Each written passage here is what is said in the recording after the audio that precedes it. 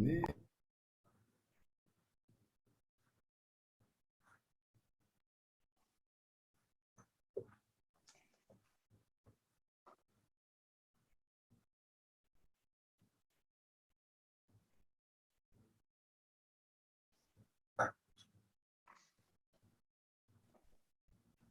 evening, everyone. We'll start in another 1 minute.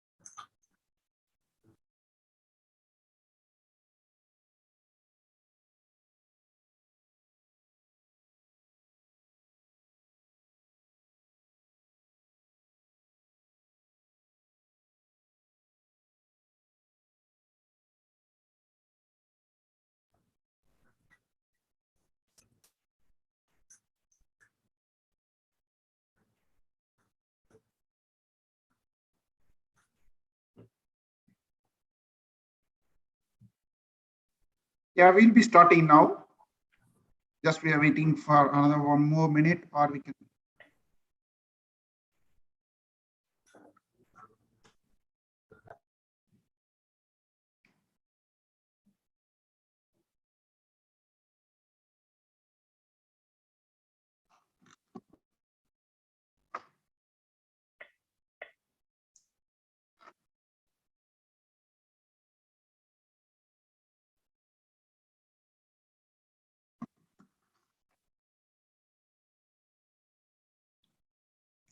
Good evening, everyone. I'm Krishnan, General Secretary of Abu Dhabi CA Chapter. On behalf of Abu Dhabi CA Chapter and Indian Business Professional Group, it's my honor and pleasure to welcome you all for the much awaited and exciting event on Indian Union Budget 2022 and its journey. Today, we have with us His Excellency Sunjay Sudhir, Indian Ambassador to UAE, as a chief guest for the event. Thank you, His Excellency, for accepting the invitation to share your thoughts on Indian Union budget and grace the occasion. Today, the guest of honor is CA Nigar Jambusaria, President of ICAI India, our parent body. Thank you, sir, for accepting our invite to be a guest of honor today. Today, the speakers are distinguished speaker Dr. T.V. Somanathan, IAS Finance Secretary, Government of India, followed by Dr. M. R. Venkatesh, advocate and author. He is a well-known TV personality, regularly featuring in Times Now and Republic. Started his career as a chartered accountant. Then the last speaker is our beloved Mr. Mayur Batra, President of Mayur Batra Group Corporate Services. President of IBBG, Mr. Paddy, committee members of IBBG, past chairman of ICAI, members of ICAI from Abu Dhabi, overseas chapter, guest, sponsor representative, and other organization members. On behalf of the chapter and members, I take this opportunity to thank each and every one of you to accept our invitation to be a part of this mega event. The budget event is one of the mega event of the chapter. Today, we are fortunate to have a great line of speakers, and they'll be decoding the Indian Union budget with their viewpoint of analysis of the budget, behind the scene, key features of the budget, its and misses. Today is also a very special day for all the members of Abu Dhabi CA chapter. I am proud to inform you that your chapter has been awarded as the first prize in the best overseas chapter category 1. That means more than 500 members category. It gives immense pleasure and pride for the committee members and the members of the chapter. All the hard work, commitment, and the efforts which has been put on by the committee members under the leadership of CA Nris has been paid off. Thank you, CA Nris for leading us from the front. Literally, we are on cloud nine. We sincerely sincerely thank CA Nigar Jambusaria, President of ICA, and the entire award committee for recognizing the contributions of the chapter for the betterment of CA community, student community in Abu Dhabi, and the business community in Abu Dhabi. We assure you, sir, we hold the ICA professional flag high in Abu Dhabi with the support and guidance of ICA India. All the committee members have been getting calls and congratulatory messages from the morning. Our sincere thanks to Indian Embassy for the congratulatory messages and the appreciation in the official page of Twitter and Facebook of Indian Embassy. Sir, it means a lot to us. Thank you, His Excellency Sanjay Sudhir, Deputy Chief of Mission, Mr. Sandeep, for the support you have extended to the chapter. Without the support of the sponsors, we would not be an event like this type of nature. Our lead sponsors are VPS Burjil, Platinum sponsors Danube, Emirates Motor Company, Etisalat, MBG, Maibhadra Group, Jedox, and the gold sponsors are MMJS, Aaron Creston Manon, and our silver sponsors are ASV Auditing, HLB, First Abu Dhabi Bank, and Lulu. Without taking any further time, now I hand it over to CA Nris, Chairman of the chapter, for further proceedings. Over to you, CA Nris. Thank you, CA Krishnan. Thanks a lot. His Excellency Sanjay Sudhir, Indian Ambassador to UAE, CA Nihar Jambusaria ji, ICI President, esteemed speakers of the evening, members of IBPG and ICI Abu Dhabi chapter, invited guests from various organizations. Good evening, everyone. I welcome you all to today's webinar on Indian budget. Although Krishnan has already talked a lot on the first prize that we have won, I would also take just half a minute on that. So I am very pleased to announce that ICI Abu Dhabi chapter has been awarded the Best Chapter Award, first place amongst various overseas chapters in Category 1. So Category 1 is defined as members above more than 500. It is a matter of great pride, and it is again a big commitment for all of us towards all our stakeholders. It is for society at large, to our sponsors, to all our well-wishers. And I thank each and every one. I thank to Indian Embassy, Indian Ambassador, DCM, and other officials who have been kind enough to post our award accolades into their Twitter handle as well as Facebook. Thank you, sirs. Thank you so much. I hope each one of you is keeping safe.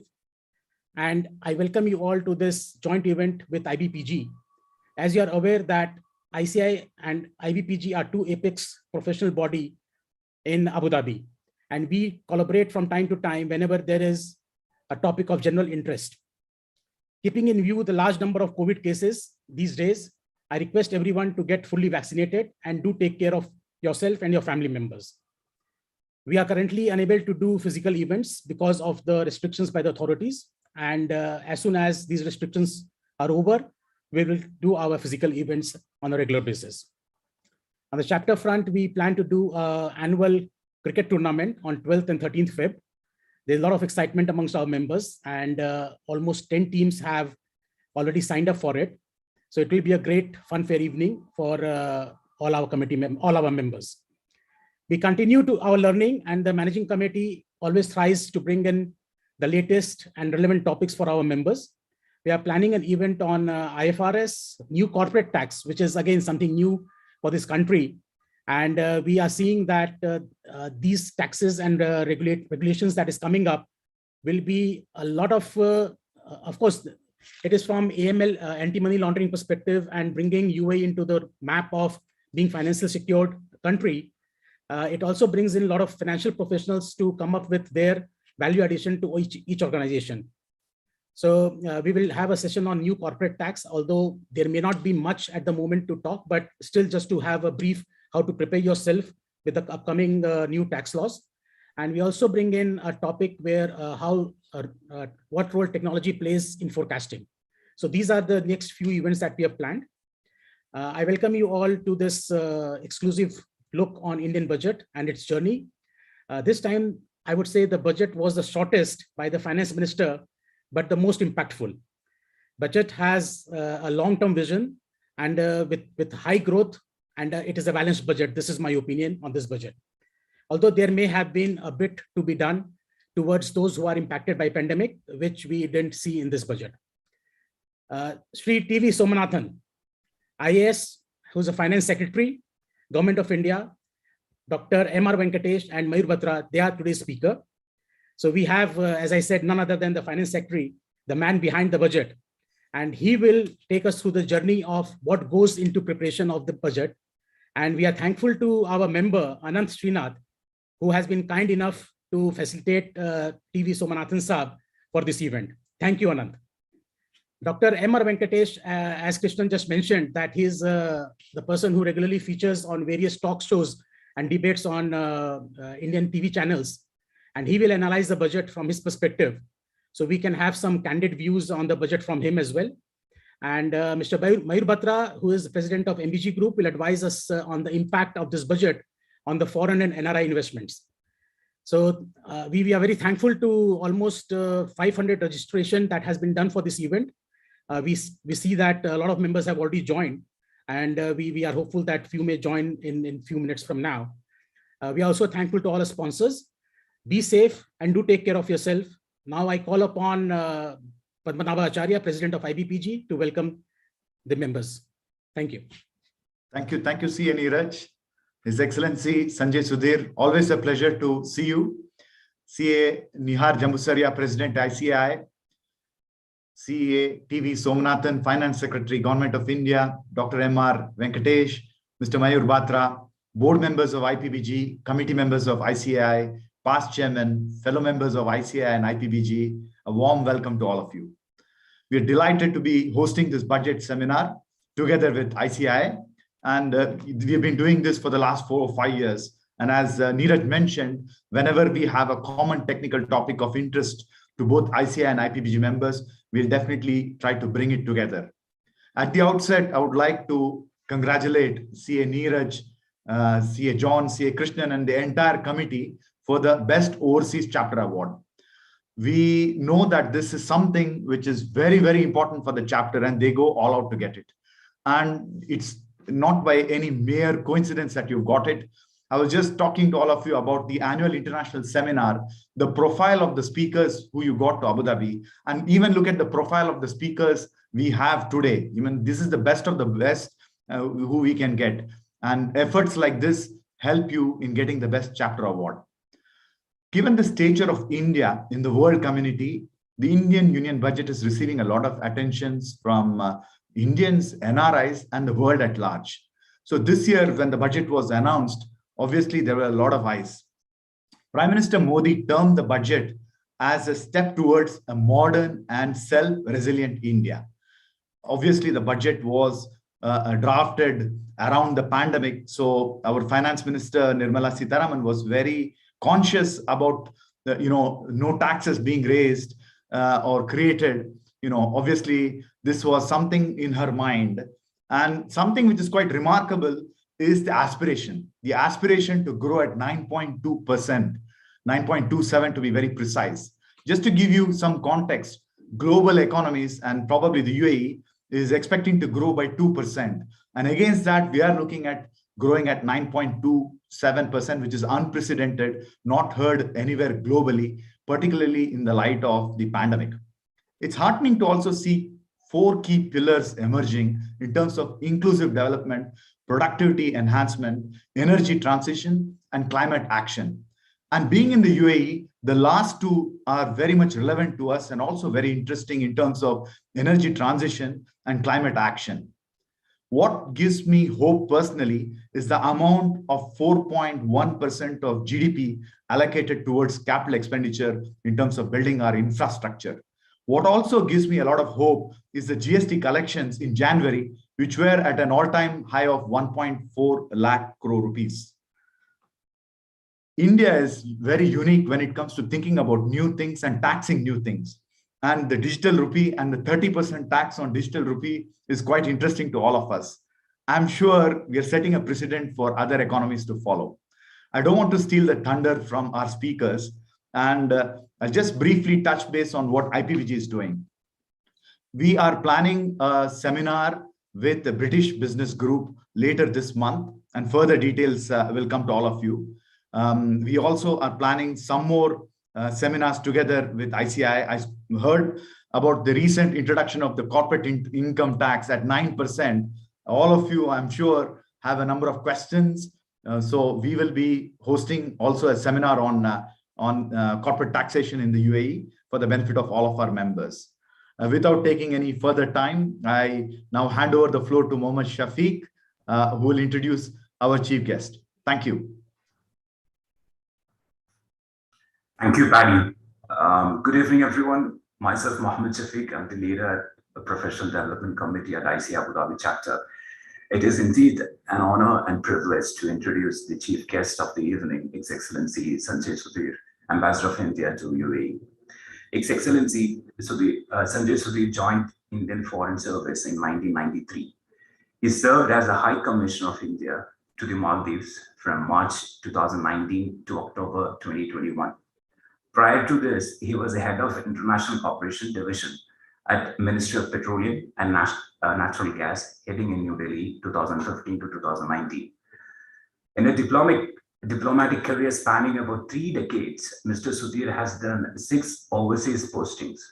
These include Consul General of India in Sydney, Counselor at the Permanent Mission of India to the World Trade Organization, Geneva, Head of the Economic and Commercial Wing at the Indian High Commission, Colombo, Second Secretary, Political Information and Culture at the Indian Embassy, Damascus, and Third Secretary at the Indian Embassy, Cairo.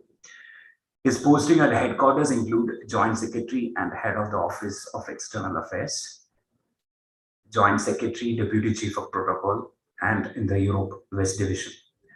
Mr. Sudhir holds degree of Bachelor's of Technology from the Indian Institute of Technology, New Delhi, and has pursued diplomatic studies at Oxford University, UK.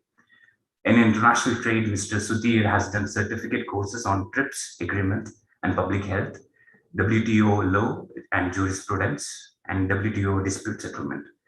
In the field of energy, he has been director on the board of ONGC Videsh Limited, Oil India Limited, and Indian Strategic Petroleum Reserves Limited. He is currently an associate editor on the editorial board of OPEC Energy Review. Over to you, sir.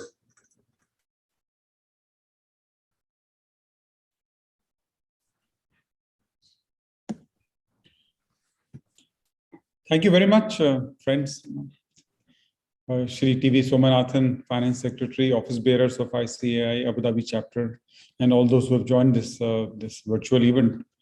I'm glad that ICAI Abu Dhabi Chapter is keeping up the tradition of organizing budget analysis.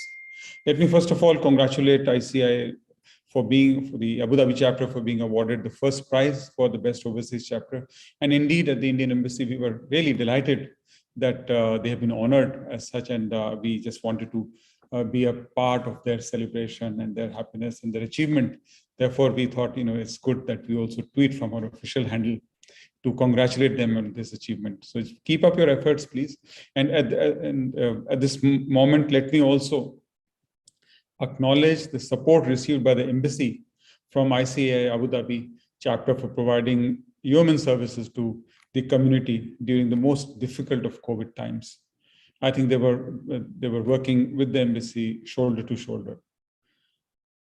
Today's event shows the tremendous interest of the CA and the business community in the Indian budget. And why not? India is the second largest trading partner of the UAE. The UAE is India's third largest trading partner after the US and China. This can only move up with the imminent signing of the Comprehensive Economic Partnership Agreement, which is expected to propel trade from $60 billion to $100 billion in the next 5 years. That apart, it is a fact that an estimated GDP growth rate, as was just mentioned, of 9.2% is likely to be witnessed. India will be perhaps the fastest growing economy in the world. The emphasis on 6 million new jobs, 35% increase in capital outlay for capital expenditure, the thrust on the PLI schemes, I think create opportunities for all. As you all know, India and the UAE have a comprehensive strategic partnership agreement. The UAE is also home to about 3.4 million Indians, the largest in the world. Impact of the budget on expats will therefore be of great interest to them. Our growing political and economic engagement is creating opportunities for both sides. I must say that the Indian economic policies are very closely tracked by the investor community in the UAE. The thrust on infrastructure in this budget would be really music to their ears. They would certainly look forward to an insider's view of the budget today evening. Economic policies in India are therefore of great interest to businesses in the UAE. Budget being perhaps the most important economic policy document and also a complex document at the same time needs to be demystified so as to be able to be easily understood by everyone. Who else can do this task better than Dr. T.V. Somanathan, Finance Secretary? Not only because of him being a very key architect of the budget, but his razor-sharp mind and crystal-clear analysis. I have seen it firsthand during my stint with the Ministry of Petroleum and Natural Gas some years back. Like all those who have connected for this online event, I too look forward to discussion on the budget by Finance Secretary. I'm sure we'll all have a very enriching evening. Thank you very much.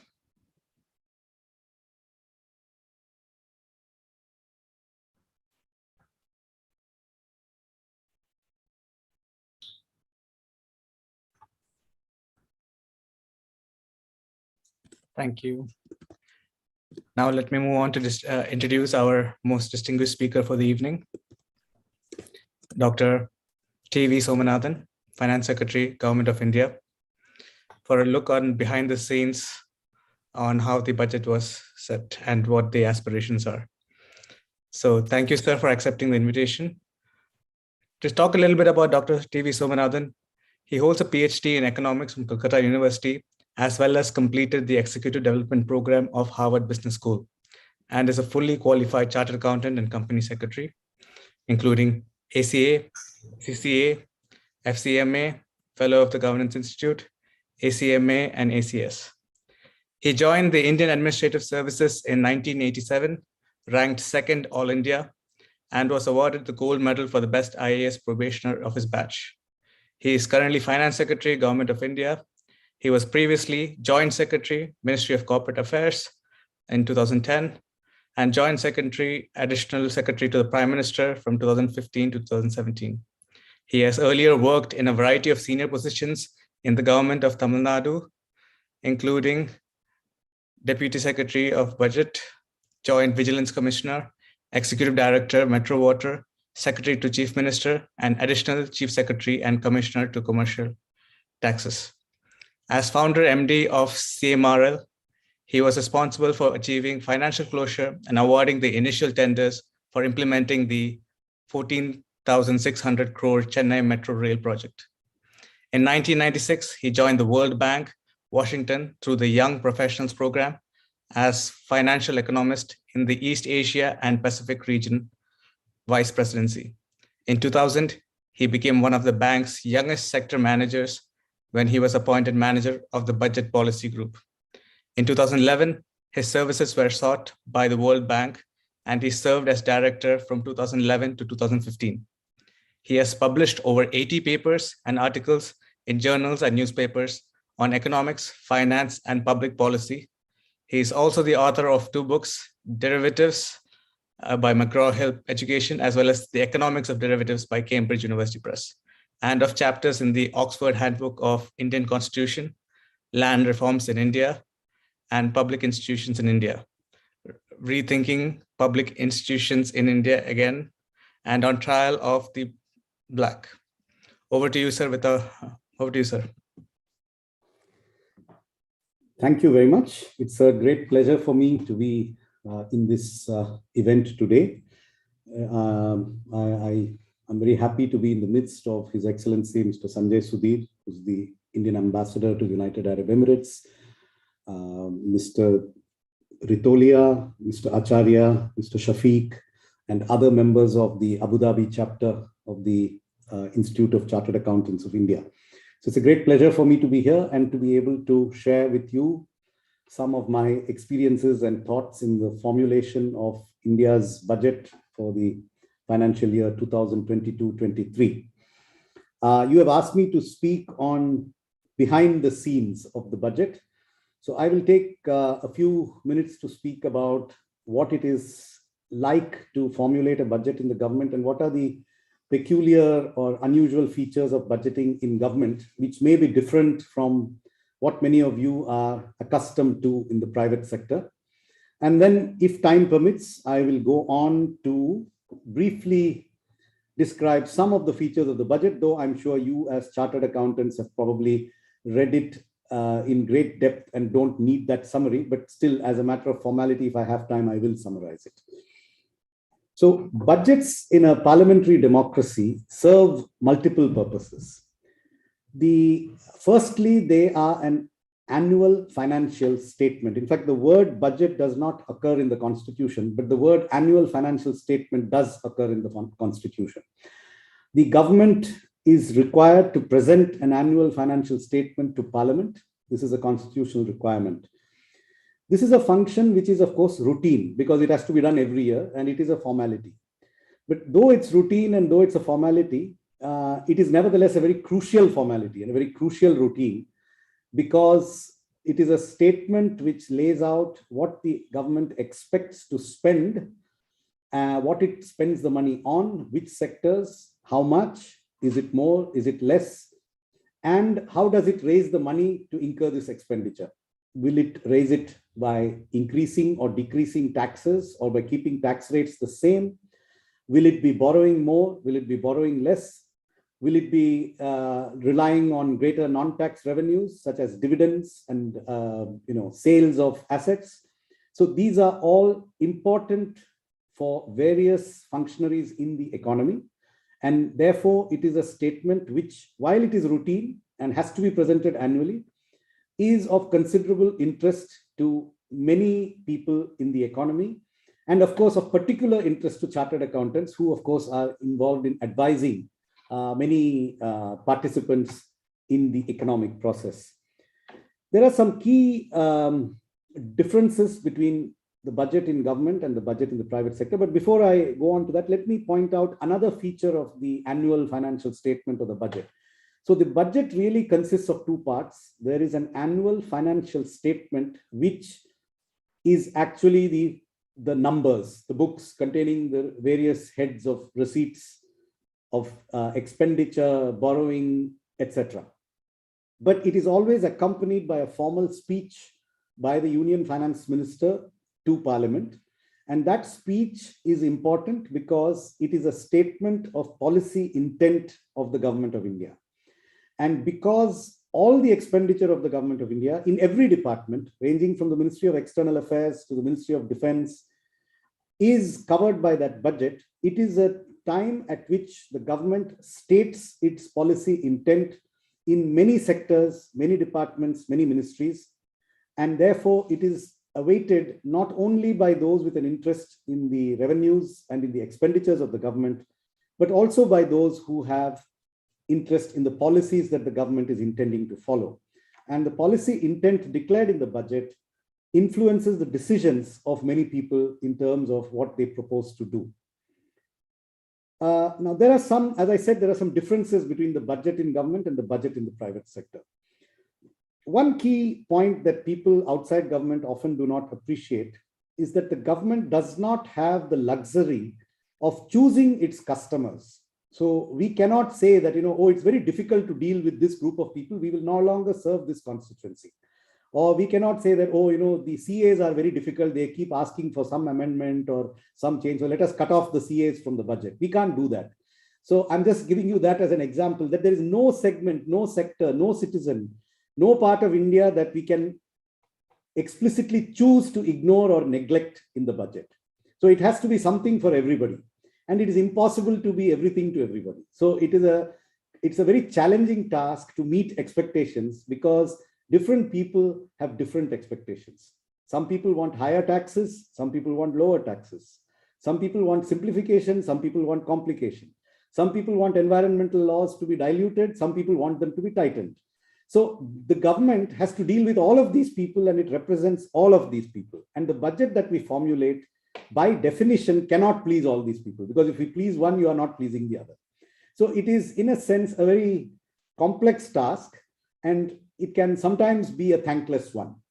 But it is nevertheless the duty of the government And that is the responsibility of the government to balance these different requirements, the different demands, the different aspirations, the different expectations, and to try and deliver on as many of them as possible in as good a manner as they can manage. Another key point is private sector finance managers, and particularly those with MBAs, are very fond of the term core competencies. So there are companies like to focus on their core competencies and do them well, and shed things that are not within their core competencies, or outsource them, or decide not to do them to add value to shareholders. I'm afraid government has no luxury of concentrating on core competences. We have to do everything. We have to do the things we are very competent on, and the things we may not be so competent on if Parliament expects us to do them.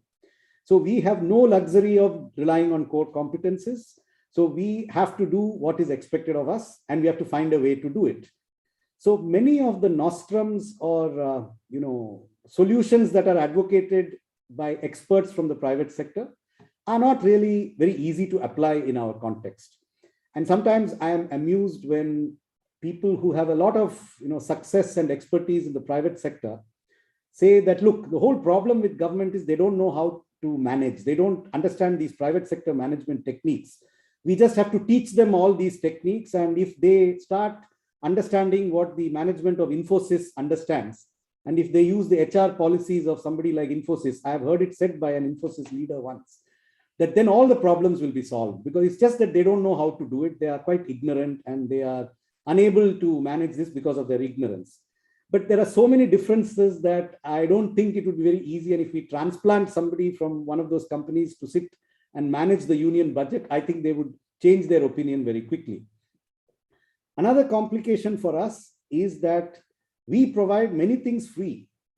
When something is free, the demand curve for it in economics is infinite, because there is no price. It is available for free. When it is available for free, the demand is obviously and always greater than the supply. And it is often in excess of the fiscal affordability of what can be supplied. But that does not mean that people cannot demand that more should be supplied at that low or zero cost. So again, we have no way of actually matching the supply with the demand, because the demand can be infinite for anything which is free. And many government services are free and will continue to be free. And finally, we do something which no business does. We take away your money without offering you anything in return in the form of taxes. We are legally allowed to take away your money if we decide that we want more money from you. And that is how governments have operated since time immemorial. This is not something that is happening today. This has happened since prehistory. The king or the chief has always extracted taxes from the citizens, and taxes are as inevitable as they are unpopular. So for us to satisfy people when taking away money from them is a very difficult task. So the basic point that I'm trying to make is that budget making in government is an extremely complex balancing act. It is not an act which can necessarily please anyone. And in fact, the chances of not pleasing anyone are extremely high. If a budget manages to please even a segment of its recipients, then one could consider that as a successful budget. So that is just by way of what we as budget makers encounter when we carry out this task. So coming back to this year's budget, it has been a fairly difficult year. We live in peculiar times when many things are unpredictable. It is difficult for us to predict whether or not revenues will go up. We do not know whether there will be another wave of COVID or not. We do not know whether, if there is a wave of COVID, it is necessary to close down shops or not, whether closing down shops has any effect or not, whether one vaccine will work against another variant or not, and whether, if all of these problems are solved, whether global oil prices will come down or not. So the number of variables that we take into account in formulating a budget is so much beyond our control that we actually have to make a number of intelligent predictions and guesses. And we are very capable of getting them wrong, because there are no sure or guaranteed methods for predicting any of these things. And your guess is often as good as mine. The only thing that I'm very confident about is that many of the experts who predict these things are as wrong as we are. So I think we are not worse than them, because I have not found many of them to be able to make any accurate prediction on oil prices or commodity prices or whether COVID will recur. Or I've seen so many COVID models which predicted a third wave in September, then they changed it to October, then they changed it to November, then nobody predicted it and it came in January. So we are, these are some of the factors that we have to take into account when we decide that this is what we expect to happen in the Indian economy between April 1st and March 31st, 2022-23. Now, this budget of 2023 is a budget for these peculiar times. Uncertainties are always present, but this year we have a higher amplitude of uncertainty, and it is against that background that this budget has been formulated. The biggest theme in this year's budget is boosting growth and employment through a large increase in public investment. And this is the second year running that there is a large increase in public capital expenditure. The budget for capital expenditure has been increased by over 35%. And in fact, between 2019 and 2022-23, the increase in just 3 years, between 2020 and 22-23, is more than, it has increased from 1 to 2.24. So it's a factor of 2.24 in capital expenditure. Another important feature of this program is the PM Gati Shakti program. Now, this is not a mere collection of words, but the words themselves signify something. They signify both speed and power.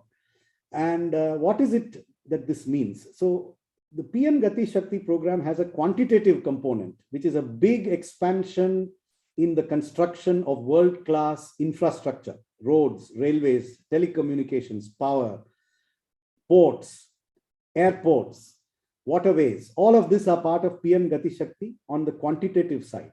But there's a very important qualitative component in the PM Gati Shakti, which is that traditionally, too often we have had poor coordination between different forms of infrastructure. So between road and rail, or rail and metro, or port and road, there has often been a lack of coordination, as a result of which you have one thing completed and the other thing missing, and therefore logistical improvements do not happen to the extent that they should. So a key feature of PM Gati Shakti, and in fact, this is the key difference between this and previous infrastructure programs, is an emphasis on a qualitative leap through meticulous planning. It's a meticulous planning with an integration of planning between different sectors and a coordinated execution between the different sectors. So if a road is being built to a port, then does the road actually reach the port? What is the connectivity? Is there a missing link of 2 kilometers? We have to ensure that actually goods come off the port, get straight onto the road. And does the road reach to the railhead? And can the goods be offloaded there? And can they then take their journey towards imports or exports and so on? So I'm just giving you an example. We have many cases where a railway station and a metro station are 1 kilometer apart, but because of that, people don't get a seamless connection. These are the kinds of qualitative aspects that PM Gati Shakti is intended to rectify. Another priority of the budget is the generation of gainful employment. I'm using the word gainful employment because we are not talking about palliative employment as a safety net. People who cannot get a job, we do offer welfare schemes such as the National Rural Employment Guarantee for those who cannot get work. But that is not the kind of work we are trying to promote. The government is trying to promote gainful, productive employment. And this again is expected to come across through the infrastructure building program, which will result in a lot of productive spending, which will give work orders to many companies. They in turn place orders on their suppliers. The suppliers buy raw materials, and across the chain, we expect to see a cycle of constructive expenditure and employment. In addition, another feature of this budget is an extension of support to micro and small medium enterprises. First is an expansion of last year's emergency credit line guarantee scheme. And another feature is a new window of 2 lakh crores of rupees of guaranteed collateral-free loans to MSMEs under the CGT MSE, which is the Credit Guarantee Trust for Small and Marginal Enterprises. We've made adequate budget provisions to support agriculture. Fertilizer subsidies, grain procurement budgets have all been provided in ample measure. Apart from the National Health Mission and the Ayush Ministry's ongoing programs, there is a new PM Atmanirbhar Bharat Health Infrastructure Mission, which will also strengthen India's health infrastructure. A new flexible and need-based scheme for the Northeast called PM Divine, which is Prime Minister's Development Initiative for the Northeast, has been launched, which will deal with specific local problems of the Northeastern states. In this budget, while handling the predicaments of today, a foundation has been also laid for solving the policy problems of tomorrow. We have there are a number of initiatives here, which, for example, we have provisions for world-class indigenous railway technology, a new technology called Kavach, which is an automated signaling and safety system which will prevent train collisions, which is on par with the best in the world, but has been designed and made in India. We are introducing Kisan Drones, which are drones which will help farmers to assess their crops and spray pesticides and other inputs. We have drones as a service which is being promoted. So you don't have to own a drone, but you can actually hire a drone just like you hire a taxi through Uber. There is a digital health information system, promotion of electronic passports, where your passport will become electronic and can therefore be used to waive through immigration. Digital currency through the Reserve Bank of India. Battery swapping, so that you can have different kinds of electric cars and you can go to a petrol bunk and just swap the battery instead of waiting for the car to be charged. So you remove one battery and take another battery and put it into your car. But to do this, you need a common battery standard. Otherwise, one car's battery will not fit in the other electric car. So again, we need a policy for battery swapping that is being introduced. We are working on gasification of coal. India has ample reserves of coal, but we are very short of oil. So we are working on starting pilot coal gasification projects. There are many other features to this budget. I have just named a few. We have introduced clarity in the taxation of crypto assets. We have plugged a few loopholes in income tax, and we propose to modernize the customs administration of special economic zones.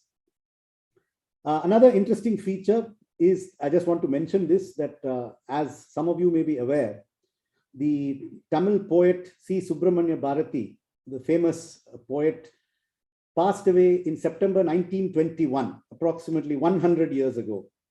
And in one of his poems called Bharata Desham, he had dreamt of using the excess water flowing to Bengal to irrigate central India. He actually uses that very caption. He passed away in 1921, but 100 years later, the first river linking project in India has begun. It is the Ken-Betwa project, which links two rivers in northern India. It is the first in a potentially all India series of river links. Of course, some of the other links were mentioned in the budget speech. They are not implementable until an interstate consensus is built, but the first step has been taken. Now, all of this has been done with also a careful eye on fiscal prudence. We had a fiscal deficit of 9.2% of GDP in 2020-21. It has been reduced to 6.9% in this year's revised estimates. And by the way, this is the single biggest reduction in fiscal deficit in a single financial year ever. It is greater than the reduction in 1991 from 1990. Again, we propose to reduce the fiscal deficit by another 0.5% in 2022-23. The revenue deficit has declined even more sharply because the quality of expenditure in this budget has been increased. Overall, I would just go to say that in economics, a balanced budget is one where the expenditure is equal to the revenue. The 2022-23 budget can perhaps be called a balanced budget in a different way. It balances action in the present with vision for the future and ambition in attitude with prudence in practice. So once again, let me conclude by thanking all of you for having the patience to listen to me and given me an opportunity to explain the union budget. And thank you very much. And I'll be happy to take any questions. First of all, thank you, Dr. T.V. Somanathan, for taking out time for our members and addressing us in such a simple way. The way you had spoken, the way you had conveyed what goes behind the budget is extremely well and well taken. So I have a few questions and take this opportunity to ask you. We see that there has been allocation to education and healthcare system. But do you think, is that enough looking at the current situation that we are in under these two sectors? How do government keep this as in their priority list? It's a good question. And now you are all chartered accountants, so you would understand this better than most audiences. Money is constrained. There is always a limit to what is available. Now, many theoretical papers are written saying that education expenditure should be X% of GDP, health expenditure should be Y% of GDP, and I am yet to meet any person who meets the government and says our expenditure should be less than it is now. They all say, please increase it. The health delegation wants more for health. Education delegation wants more for education. Defense wants more for defense. And everybody wants more for everything. But we have a limited amount of resources. So some amount of prioritization is inevitable. Now, coming to a more specific and practical answer to your question, in this year's budget, there has in fact been a substantial increase in the education budget. It has gone up from approximately 88,000 crores to approximately 103,000 crores. Which I'm saying from memory, I may be off by a small degree on the figure. In respect of health, also there has been a substantial increase from approximately 73,000 crores in last year's budget estimates to 86,000 crores in this year's budget estimates. The reason they are not apparent in some of the commentary that you see is that last year we had a lot of special expenditure because of COVID. So while the budget estimates were only about 73,000 crores, we added another 14 to 15,000 crores in the revised estimates. So the revised estimates are approximately 85,000 crores for health. But that includes a lot of one-time emergency special expenditure incurred to tackle COVID. In terms of the core health programs, there has actually been a substantial increase from approximately 73 to approximately 86,000 crores. Thank you, sir. The other thing, you have been very critical on digital currency, and we saw the post at few places where you have been very candidly saying that digital currencies, especially cryptocurrencies, will not be there, something like that. And you also touched base upon the RBI's digital currency that will come up soon. Cryptocurrency is being taxed now at 30% without any regulations. At one time, you're saying that cryptocurrency may not be there. At one point, it is saying that RBI is coming up with digital currency. So what exactly is going to happen with cryptocurrency, and what is this all about RBI digital currency? Yeah, that's a very good question. And I agree with you. It's a very confusing and complex subject, and it needs some explanation. And there is a lot of confusion, and I cannot say that we are free of responsibility in that confusion. So let me do my best to try and clarify.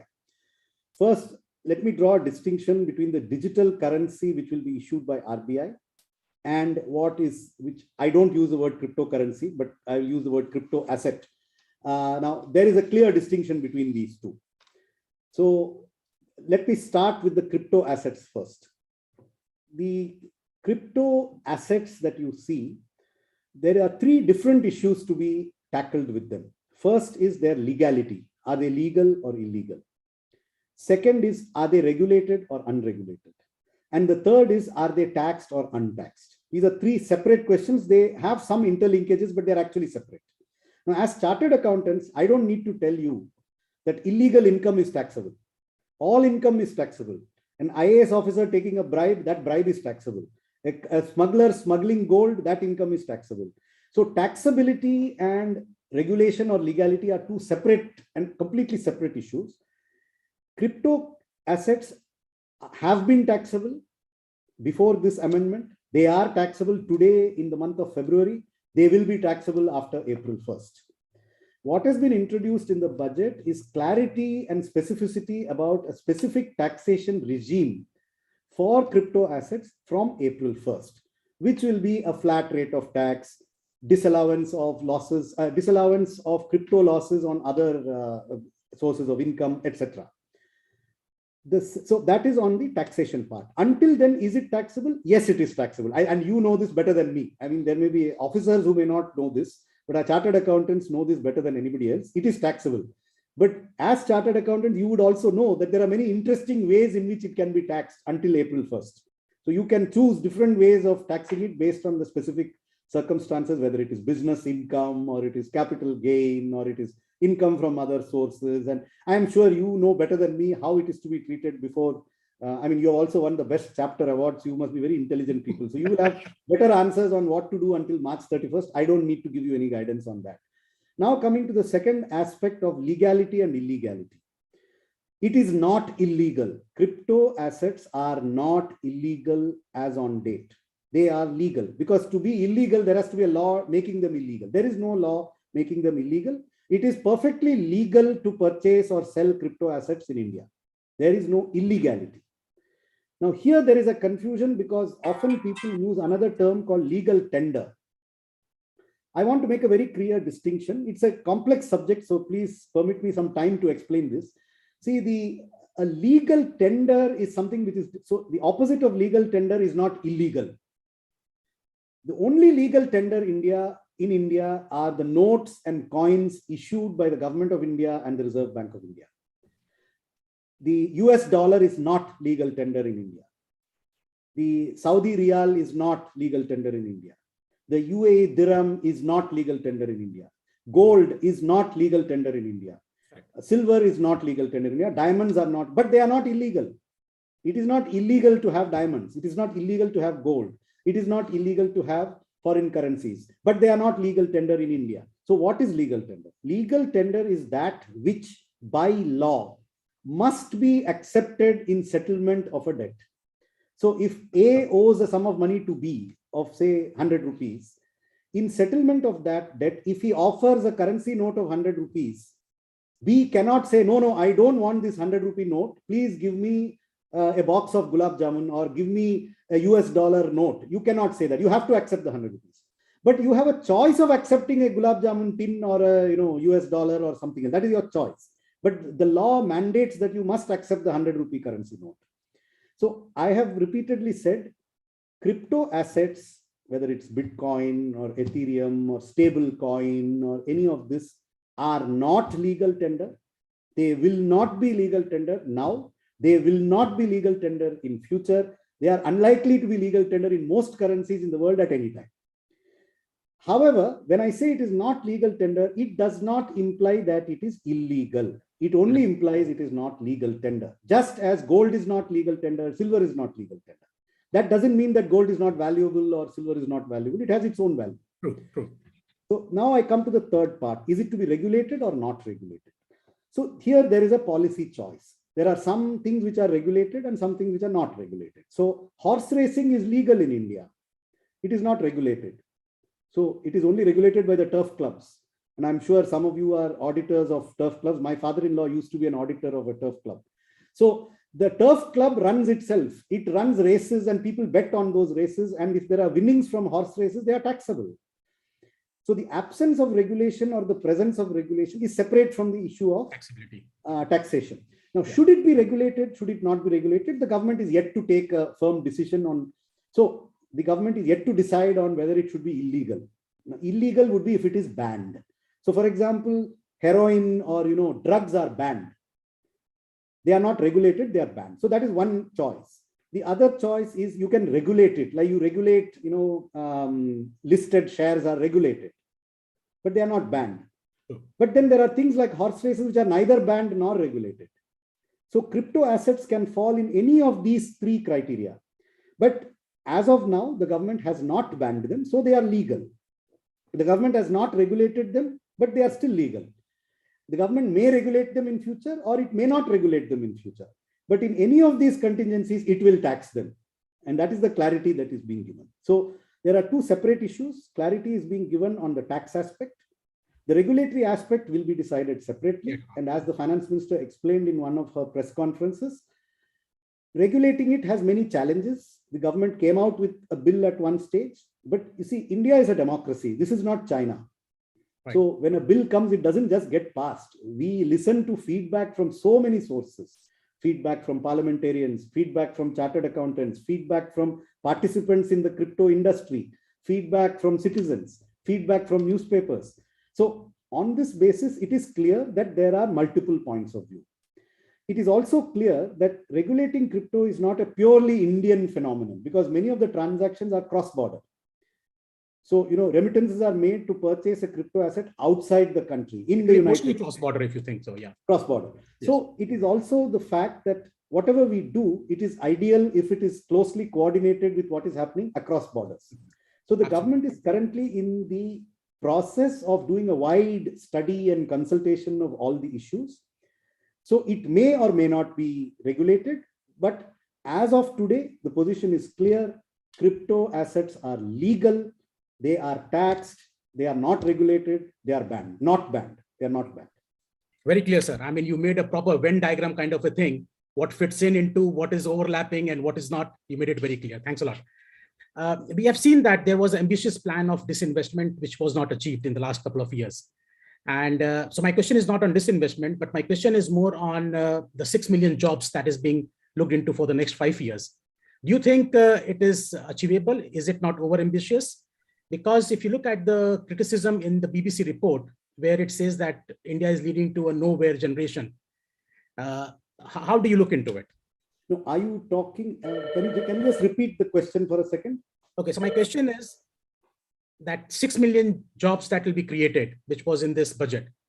No, that was a reference to the production linked incentive schemes, which have been started in 14 sectors. The investment expected in those 14 sectors is expected to create 60 million jobs. Right. That is what, 60 lakh jobs. It is 6 million, 60 lakhs, 60 yes. million jobs. Yeah. Yeah. So that is a specific estimate based on the investment intentions that are being revealed to us in that scheme. So that is a reasonably good figure. It depends on the schemes actually materializing, yes. But in terms of creation of jobs, a number of initiatives have been taken. As I said, there is a huge spend on infrastructure. Yes. A number of futuristic initiatives were announced in the budget. Job creation, by the way, is a global problem. Unemployment is a global phenomenon. It is not confined to India. And I'm sure the BBC has very serious concerns about India, but so do we. And we intend to solve our problems. Sure. I think you are in a rush, but just last one question, and it won't be very difficult for you to answer, most likely. When do you think India will become bold enough to tax extremely large agricultural income? When I mean extremely large means maybe you can take a number 20 lakhs annually, 50 lakhs annually. But when do you think India will be in that stage where they can take such a bold step?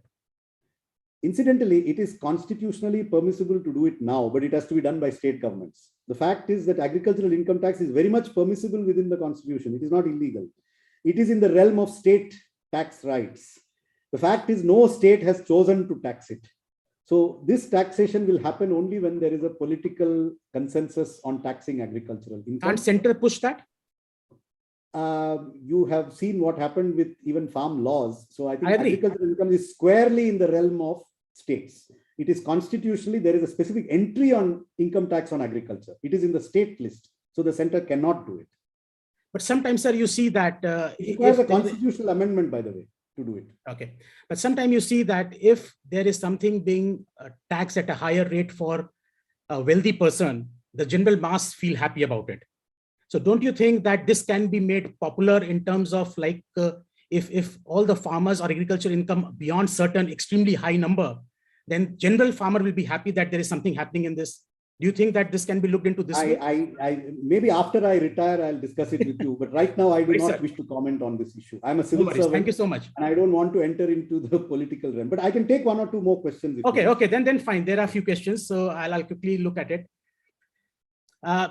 One question from Roy Thomas. There is a scope for alternative energy in India, thereby reducing dependency on conventional energy sources, especially petroleum products, and import bill and reduction in carbon emission.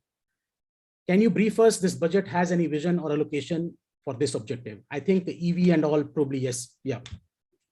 So as I said, the reduction in petroleum consumption is one of our aims. And I think your ambassador to United Arab Emirates knows more about this subject than I do. So you can actually perhaps have him separately speak on this. But the point that I would make is this, that we are trying to secure alternative energy sources that are not petroleum dependent. So for us, coal is one of the most important domestically available resources. The problem with coal is it is not exactly considered a clean fuel. So what we are trying to do, and there's a specific announcement in the budget on 4 coal gasification projects. So the technology for coal gasification is available. It is not experimental technology. It's an available technology, but it is not financially viable at present. because the cost of the gas that is produced by gasification of coal is a little higher than the market prices for many of these fuels. However, we are taking the plunge to start 4 pilot coal gasification projects so that, and with a subsidy, there will be a certain element of subsidy, but in the long run, the hope is that they will become financially viable. So we are making this experiment. It's a very important experiment because if it succeeds, we can actually make our own domestic natural gas without having to import LNG from countries like those in the Gulf and elsewhere. The second thing is there is a green hydrogen mission which is being launched, which again will convert water into hydrogen, and hydrogen is a fuel. Now, again, this is slightly unviable financially, but the effort is to start pilot projects, and gradually as the technology improves and as scale is built up, as happened with solar modules, they may become viable. So a lot of experimental efforts are being made, and making ourselves indigenously self-sufficient in energy is one of the government's priorities. His Excellency Ambassador, sir, would you like to add something on this? Well, I don't want to encroach on the valuable time of Finance Secretary, but certainly I would like to add that this is a very important issue. Our trade is very heavily, certainly our imports from UAE are very heavily dominated by oil and gas. But you'll be very happy to know that today we have big plans of working with the UAE on renewables, and particularly what Finance Secretary mentioned about green hydrogen. And I would say not in the months to come, I would say in the weeks to come, you'll hear about Government of India's plan of working with UAE on green hydrogen and other renewables. Because even UAE has so much emphasis now on renewables because that is the way forward. Thank you, sir. Thank you so much. We have one question from our past president of ICI, Amarjit Chopra, sir. Has enough been done for revival of hospitality sector? Yes, that's a good question to which I don't have a good answer. But the problem, I think, with the hospitality sector that we face as policymakers is, I think the precondition for the revival of the hospitality sector is the end of COVID restrictions. Whatever we do until that happens, you can inject money, but you cannot inject demand if the hospitality sector is closed 2 days a week, or if restaurants cannot operate, if cinemas cannot function. None of these are financial decisions. Now, so long as the consensus on health management remains in favor of closure and restrictions, we feel a bit handicapped in what can be done.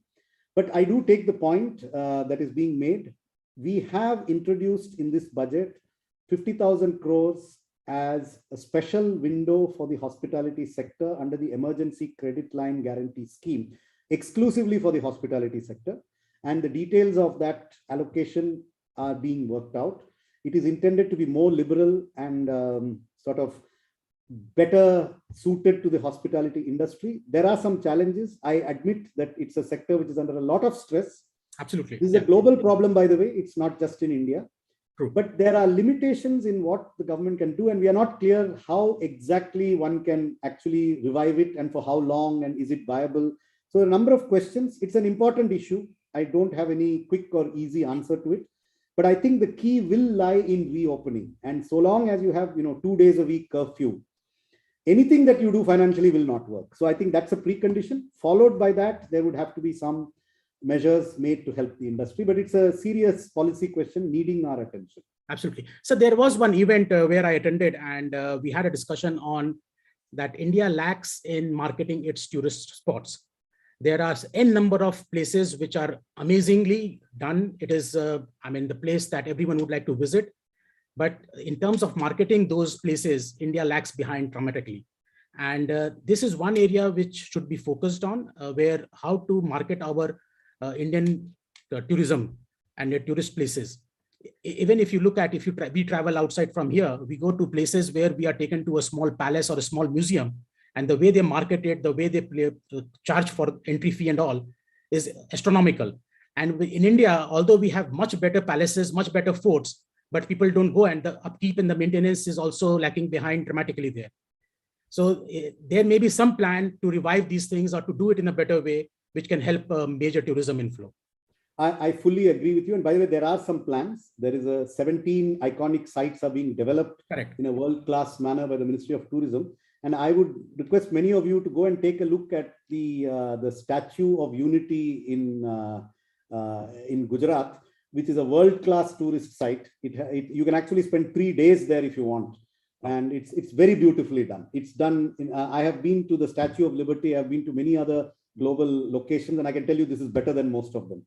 And this is being done at a number of iconic locations. A very good suggestion. The government is working on it, but I concede even more needs to be done. Yeah, thank you. And just one last question, probably.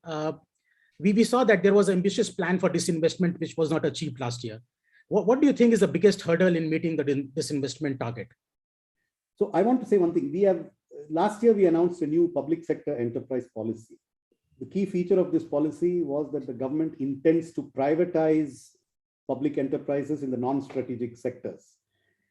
This is the first time that we have said we will privatize. Previously, the word used has only been disinvestment. So disinvestment is now clear that it is not just disinvestment, it includes privatization.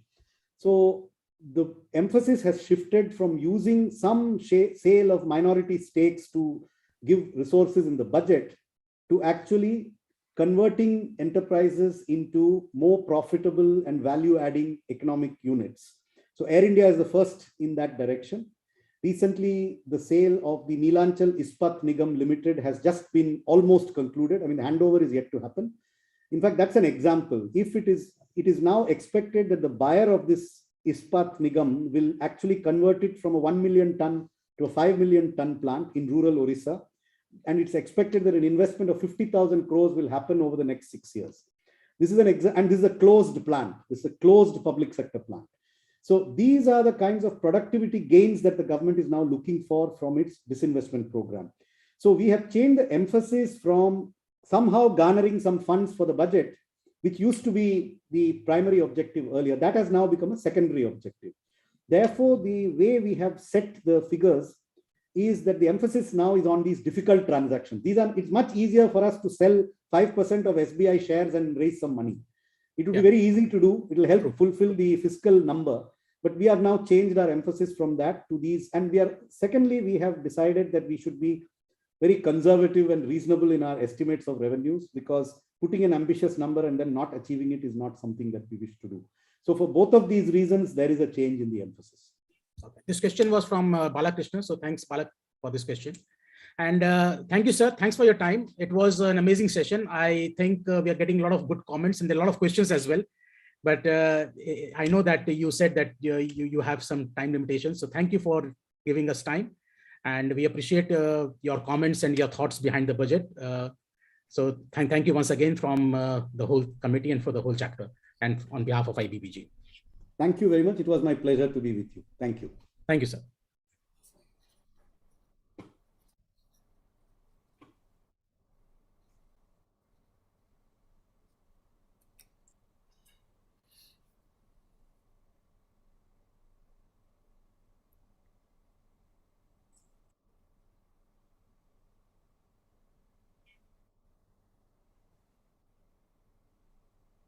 Ramesh, you can introduce.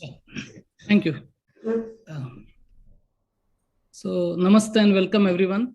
On behalf of ICAI Abu Dhabi chapter, it is our great honor and privilege to welcome our next speaker, Dr. M.R. Venkatesh, who is an advocate based in New Delhi, practicing criminal laws, economic offenses, and serious financial frauds.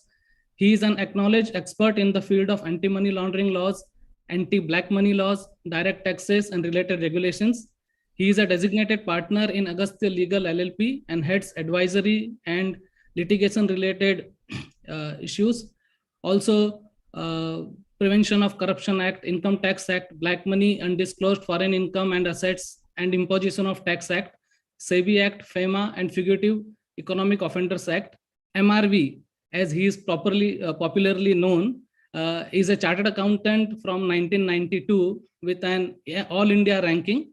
In 2018, he was awarded a doctorate PhD for his thesis on evaluating the impact of minimum support price and input subsidies on the farm sector in the 4 southern states of India by Shastra University, Tamil Nadu. He is also visiting faculty in various professional institutions, Chamber of Commerce, and universities across India. Sir has authored and published several books Just to mention a few, a handbook on anti-dumping, which was released by the former Prime Minister of India, Shri Atal Bihari Vajpayee ji in 2001. Another monograph on capital account convertibility, which was published in July 2006, as well as one on inflation, a book entitled Global Imbalances and Impending Dollar Crisis, a book titled Sensex and Sentiment in 2011, and another titled as Dr. Manmohan Singh, A Decade of Decay. Sir is also a regular panelist for primetime shows on national television and a well-recognized columnist in leading media publications in India. So indeed, it's our great good fortune and honor to have Sir as the next speaker and for analysis of budget 2022. Over to you, Sir. Thank you. Namaste. Good evening, friends, the office bearers of the ICAI Abu Dhabi chapter, and to all those who are watching this program. My congratulations to you for winning the award from the ICAI. Wish you all the best. I think it is a salute to all those office bearers who have put in endless hours of efforts. And this is no mean achievement. And what you have done is brought glory to yourself, to the profession, to the branch. And I'm very proud to be here this evening addressing you people. Coming to the budget, well, Mr. Somanathan gave one side of the story. And it is a side which has enormous weightage, and on which I have no two opinions. That private sector, we people in the private can comment so many things about the government. I always say the standard thing about the budget. And believe me, I started following budgets from 1986 onwards. If I remember correct, I was in my second year of BCom when I started looking at the budgets, when late Palkiwala used to come to various metros and address. And since then, my understanding of the budget is that the finance minister has probably a loincloth, and the expectation is that he or she will stitch a three-piece suit for all of us. That is the fundamental thing in all, and it is true of all budgets, in the sense, why only should it be of the government, where even household budgets, the house lady, whenever she draws the budget, always the demands are so high, and she knows how to cut it and cut all demands and to know how to balance. This is intrinsic to every budget, and the budget of the government of India is no different. Now, coming to this year's budget, I was watching, and like several of us who were in the channel, we were watching, and I was watching in Arnab's channel and listening to the budget for immediate reaction, exchanging notes. For the first 45-50 minutes, when part A of the budget was being read out, it was like watching a science fiction movie, 21st century aspirations, absolutely inspirational, absolutely forward-looking, futuristic, looking forward, completely, giving us all the enthusiasm. But the moment she came to part B, it was like looking at the budget of N.D. Tiwari and others of the 70s and the 80s. Suddenly you had, do you watch this science fiction movies? And as you are watching the science fiction movies, you are looking at some very interesting scene about to happen. Then suddenly a Pan Parag advertisement comes in. Like that, suddenly she was talking about digital economy, digitization, digital currency, taxation of digitization. Suddenly she goes and says, I am going to increase the custom duty on umbrella to 20%. Now, where does umbrella come in a digital economy, futuristic economy? Of course, umbrellas are important. I'm not, probably you people in Gulf don't have so much of use of umbrellas, but umbrellas are important. But I will tell you one story about umbrellas also. This happened. P. Chidambaram was fixated with the umbrellas. On 1 year, he will raise the custom duty of umbrella and reduce the custom duty of walking stick, as if these are alternatives. Next year, walking stick custom duty will be raised and umbrellas will be brought down. I don't understand this tinkering with taxes, rates, with something so fundamental. I don't know why this happens year on year on year. Instead of tax holidays, why don't we have tax amendment holidays? Budget should be just budget, annual financial statement, as what Mr. Somanathan alluded to. Why should there be so much of amendments and tinkering on something as basic as an umbrella? If you raise it from 10% to 20%, is your economy going to change from a 3 trillion to 5 trillion tomorrow? Or is it going to drop from 3 trillion to 2 trillion? I don't understand this obsession of CBDT and CBSE. And I again go back to Palkiwala. And Palkiwala used to say, North Bloc and South Bloc continue to block the progress of the nation. And this continues even today. So this budget, as I would see it, is prepared for with a mindset of 21st century, with a vision of 21st century, but with a mindset of the 20th century.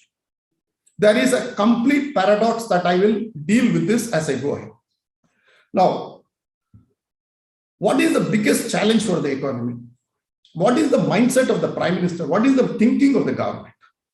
But if I have to think about the government, think about what it seeks to do, or as in the last 7-8 years sought to do, it can be reduced to 3 R's. Relief for the poor, reforms in the financial sector, and recovery of the economy. 3 R's. And believe me, these 3 R's are not coined by M.R. Venkatesh or Mr. Modi. This was the solution, the panacea to all ills that President Franklin Roosevelt gave to the American economy in the 30s and the 40s. World over, these 3 R's are the global mantra for any government which wants to push the economy forward after some sort of a great problem. And we know we had a great problem between 2005 to 2014. I'm not talking politically, I'm talking about economics, especially for the global economic crisis of 2008. We had some severe problems. And one of the biggest challenges was to put our banking sector back to rails. It had more than 10 to 15 lakh of NPAs, 10 lakh crores of NPAs. We had an economy that was moribund. It was refusing to gallop ahead. And all these were probably impacted by corruption at the highest level. So Mr. Modi had a huge task cut out. And like President Roosevelt, and incidentally, Roosevelt used to talk directly to his people, and he used to call it as fireside chats. And here Mr. Modi quotes his Man Ki Baat. Almost you can see parallels between Roosevelt and Mr. Modi. And Roosevelt was he is considered to be one of the 3 greatest American presidents apart from Washington and Lincoln. Mr. Modi's thought is very simple. I will not give any relief to taxpayers. You jolly well pay your taxes. And I am with him for that. No issues about that. The second issue is he believes that he will put the infrastructure growth and he will concentrate only on the infrastructure growth. And the fallouts of this, if you are smart enough, you will pick it up. And that will make you productive, and in the process will make nation productive. But in the process, he will not lose sight of one simple thing, that he has a political constituency as well as an economically weaker constituency, for which welfare has to be stepped up, and he will not leave any stone unturned to meet those welfare targets. So these are though Mr. Somanathan says there are contradictory pressures in making a budget, Mr. Modi, to my view, has balanced these 3 because he has reduced it to 3 simple things. Regulation of the financial sector, reforms or regulation of the financial sector, relief to the poor, and recovery to the economy. Now, let us look at what is happening in the Indian economy. What is the core issue? Last year, that is in 1920, we had economic growth in the last quarter that is from beginning from 1st January to 31st March 20, we had an economic growth of 3.1%. Then we had COVID lockdown. So last year we had minus 6.6% growth. This year we have some robust growth expected to be around 8%. And one of the important ingredient of this growth is, of course, agriculture, which is growing at 4%, of which we are so proud, and we have touched more than 300 million tons of food grains. It's a salute to our farmers. We have been able to achieve it. But more than that, we have been able to achieve 11% growth in our manufacturing. Now, on first blush, this number looks very attractive. This number is the key number. If India has to become a developed country within our lifetimes, if it has to reach the 5 trillion target of the Prime Minister in the next couple of years, if we have to stand up on our own legs with our chest held high, head held high in the Committee of Nations, it will be only through manufacturing. The economic nirvana for India is through manufacturing. Now, I go back to 2012. My favorite person, economist, Mr. Dr. Manmohan Singh, for whom I have the highest regards, declared that India's manufacturing is a huge problem. We are having only 15% share of manufacturing in the national GDP. We have to improve this substantially. And by 2022, we are bringing in a paper, and we will see to that it reaches 25%. That is 10 years period. We will increase it 1% every year. And by 2025, we will reach at least 2022, we will reach at least 25%. Japan, Korea, Thailand, Indonesia, Cambodia, Vietnam, China have all done this consistently. No country has sidestepped manufacturing growth and have become a superpower. America has done it once upon a time. Europe have done it. Germany, France, Italy have all done it. So East Asian countries have done it. Why? Even UAE believes in handing over a substantial portion of the GDP to manufacturing. But you know what we did? We never had landline telephones in our homes. We straight away went to cell phone. We did not have, every country had landline and then migrated to cell phones. India is the only country which did not get enough landline phones. It directly went to, we short-circuited. It is like doing 10th standard and doing 10th CA final straight away.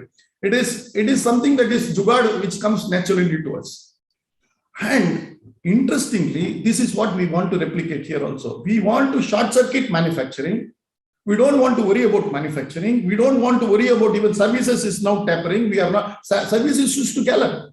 We have our hotel, our tourism is to gallop every year. It is occupying around 55 to 60% of our GDP. And it used to go at around 7, 8, 10%. And that was how it was pulling the national growth to 7 or 8%. But last 2 years, services is tepid. Manufacturing is not happening. It is agriculture which is sustaining it. Agriculture cannot sustain this economy. It is manufacturing which has to sustain the economy. So we can't become from an agrarian economy to digital economy. From agriculture, we can't directly go to write programs in Python or in for Androids and other things. We have to go step by step. We have to go first to manufacturing. Now, what is happening in manufacturing? Incidentally, that umbrella comes back here again. Now, this I was sitting on the TV. Somebody told me, "Emma, you don't know this." 20% increase in custom duty is done with a strategic design. Aapko samajh mein nahi aata. I said, what is it? I said, you do not know that it is a warning to Chinese. It is a warning to Chinese. I said, how it is? He explained to me. Look, we are importing $77 billion of goods and material, $97 billion from China. We export $27 billion. Our trade deficit with China is around $70 billion, which is 2% of our GDP. which is something phenomenal. That amount of, and what is China exporting to India? It is not giving a superconductor technology or high-end computers. It is giving holy powder for Holi. It is giving Ganpati for Vinayak Chaturthi. It is giving toys, it is giving computers, it is giving calculators, giving electronics. All of this can be manufactured in this country and we have got expertise. But there is somewhere down the line a serious structural flaw. The structural flaw, you can talk about so many things, but the structural flaw here is manufacturing is not succeeding. There are people who may say ease of doing businesses done, we have lived phenomenally ahead in this country. But once upon not so long ago, a couple of years back, in fact, 1.5 years back, some foreign investors came to my office and they wanted to understand GST. The moment we explained to them, they took the first flight out of India. It's so complicated. And for everything there is, it is a problem on which we are riveted to. On every single thing, we want to look at it from a lack of trust. Take income tax amendments. I'll come to this manufacturing shortly, but let me go in a very unstructured manner so that I make my presentation easier for you to understand what ails India. And the issue is that when Finance Minister talked about taxpayers, she thanked them, she blessed them, she celebrated with them, and she said she will not do anything more. There is no tax cut. I have no issues on that. But she also quoted chapter 11 of Mahabharata, Shanti Parva, and she quoted from what Bhishmacharya is supposed to have given an advice to Yudhishthira on the laws of administration. Little did she realize that, like Bhishmacharya, Indian taxpayers are also on an arrow bed. That the income tax department's trust of the taxpayers is zilch. And that is why they have amended this time. There is one amendment to section 68, which is unexplained source. Probably if Mr. Ahuja, who was supposed to be the original speaker, were here, he would have explained to you much better. But being a lawyer, I don't want to go too much into it, but I will explain to you. If I borrow, say, from Mr. Rohit, a sum of, say, 100,000 rupees. Now, all that I had to prove to the income tax officer was Mr. Rohit had given me is my check. But this goes about backwards. I want to go for source of the source. And source of the source of the source. This is all getting me into a matter of distrust between the department and, say, the taxpayer. Now, coming back to the manufacturing issue. The manufacturing issue can come up only with a robust ecosystem. What is the robust ecosystem you want? Ease of loss. You have an environment law which is on paper. Manufacturing will lead to issues on environment. China did not bother about environment for the last 35 years. And that is why she is an $18 trillion economy. We can't have people coming and saying that we want to have clean air, but we want to sit in an AC room. If you want to sit in an AC room, there must be a power plant that is going to pollute somewhere. And if you have a power plant somewhere polluting, you can sit in an AC room here. This national mindset has not changed. We are still in 1975, whereas chronologically we have reached 2020. So there is a dichotomy, and the government also. I'm not blaming the government here. I'm saying all of us here are not having a solution to this problem because we are a democracy. We continue to debate and debate endlessly, ceaselessly without arriving at a solution to the problem. And for every solution, we find out a problem. That is also our unique ability. For every solution, we somehow or other contrive to get a problem. Now, as far as other things are concerned, let me come into a couple of issues on the budget. I was hoping that the moderator who was asking questions to Mr. Somanathan would ask a fundamental question. That she has projected, the Honorable Finance Minister has projected a 10% increase in revenue receipts. She has been very modest, very conservative. She wants to err on the right side. But if you take the growth to be 8%, inflation to be 6%, and buoyancy to be 2 or 3%, normally our last year collection to next year budget will be multiplied by a factor of 1.14 to 1.16. My favorite finance minister, Chidambaram, would do it by even 1.17, 1.18. And he would say next year everything will be honky-dory, milk and honey will flow in the streets of Delhi. But I don't know why that tax revenue is shown from 17 lakh 65,000 to 19 lakh 34,000, perhaps an increase of just 10%. Are they suggesting the inflation will be only 2% and the growth will be above 8%? And no buoyancy of taxes at all? I would like this question to be posed. I will come to the budget numbers later, but I'll go macro budget numbers later, but I will just touch on some other numbers. We have a problem in this country of once we create a program, we never revisit the program. Manrega is one such program. Not that it is badly intended, not that it is, I have to critique it. But I'm saying any program requires a revisitation once in 5 years. We brought in, when Mr. Modi came to power, we were 8 years back. If you take the growth rate, we are today 3 trillion economy, work backwards at around 7% growth rate in the last 7-8 years. We would have been 1.5 trillion economy. And 2014 to 2005, at the rate of growth which was there at that time, say 7 or 8%, this 1.5 trillion economy must have been a 700 billion, 650 billion economy in 2005. And that is the time we brought in Manrega. And Manrega was brought in for a $600 billion economy, continues to exist without critiquing even after 15 years. And that is supposed to be the biggest job provider, and for which we have allocated 78,000 crores. This year we have allocated 98,000 crores. Next year, coming year, 73,000 crores. Actually, we are dropping. I am happy with it. But I'm not on the numbers. I'm on the policy that it requires revisitation. Everything, they take 90 days NPA. In India, everybody who borrows, except if you borrow about 10,000 crores. If you borrow about 10,000 crores, you have to only flee India. But if you borrow less than 10,000 crores, you have to worry about NPA. Now, if you borrow about, and the standard joke that goes is, if you borrow 5,000 rupees from the bank owns you. But if you borrow 5,000 crores from the bank, you own the bank. Because the bank manager will come and pray for your good health. He says, sir, yesterday I went to Tirupati, take a laddu. Tirupati Balaji's blessings are with you, with your family. Be nice, be happy. Sir, please pay our loan, sir. So he will pray also. So the entire bank will be praying for you. You don't have to worry about it. There are bankers here, they will know when they have lent money to big borrowers, they know how much they have to pray for them.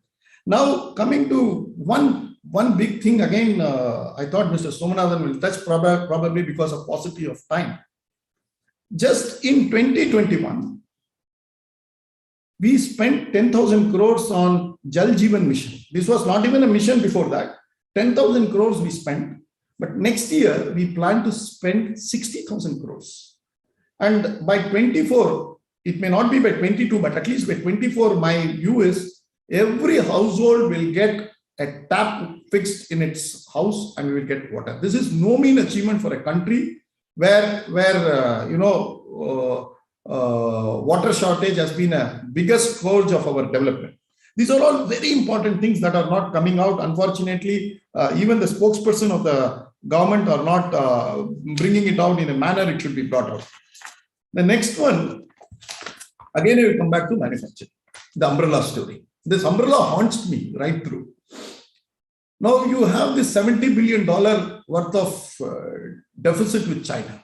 It is the elephant in the room. The lack of employment is the elephant in the room. The lack of growth in manufacturing is the elephant in the room. The stubbornness of share of manufacturing at 15% to the GDP is the elephant in the room. What we intend to do? We have tried everything. Then we have hit upon this new idea called Productivity Linked Incentive Scheme, PLI. Now, what is the money that we are supposed to spend this year? 182 crores. And with 182 crores, we are supposed to, battle a 70 billion deficit. That is why my friend rang up and told me, "Aapko pata nahi hai, yahi strategy." So that's, next year we are going to spend 1,600 crores. With 1,600 crores, it is like Poppy, having spinach and going for a war with somebody. Only Poppy can do it. With 1,600 crores, you can't fight a deficit of $70 billion. You have to be practical. You have to see that the behemoth is there in your midst. China is not occupying your Arunachal Pradesh or Ladakh. It is there in my bedroom. Every phone, every gadget, everything that I buy, I have a choice of buying Huawei or Mi or whatever. Everything is Chinese. I don't have a fourth choice. Fourth choice is Apple, made in China. So this manufacturing has to come back big time.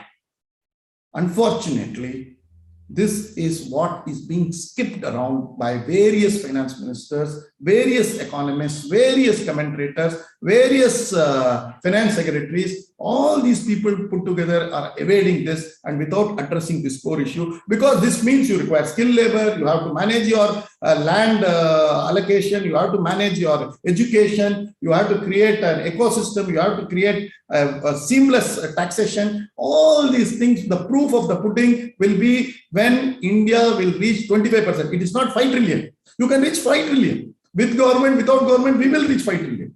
But whether we will reach 25% with government, without government is the question. And that nobody wants to answer, including the Honorable Prime Minister. Now, let me take to one or two other issues on the capital expenditure. The capital expenditure part of the budget is a whopping 7.5 lakh crores. Now, what as I said, the Franklin Roosevelt idea of, or the Keynesian idea of pulling the economy through infrastructure.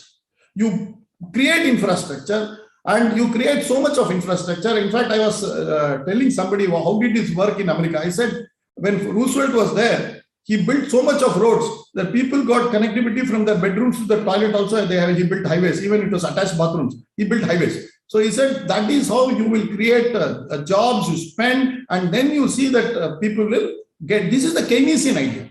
This Keynesian idea was okay for America in 1945, 30s, 40s, okay.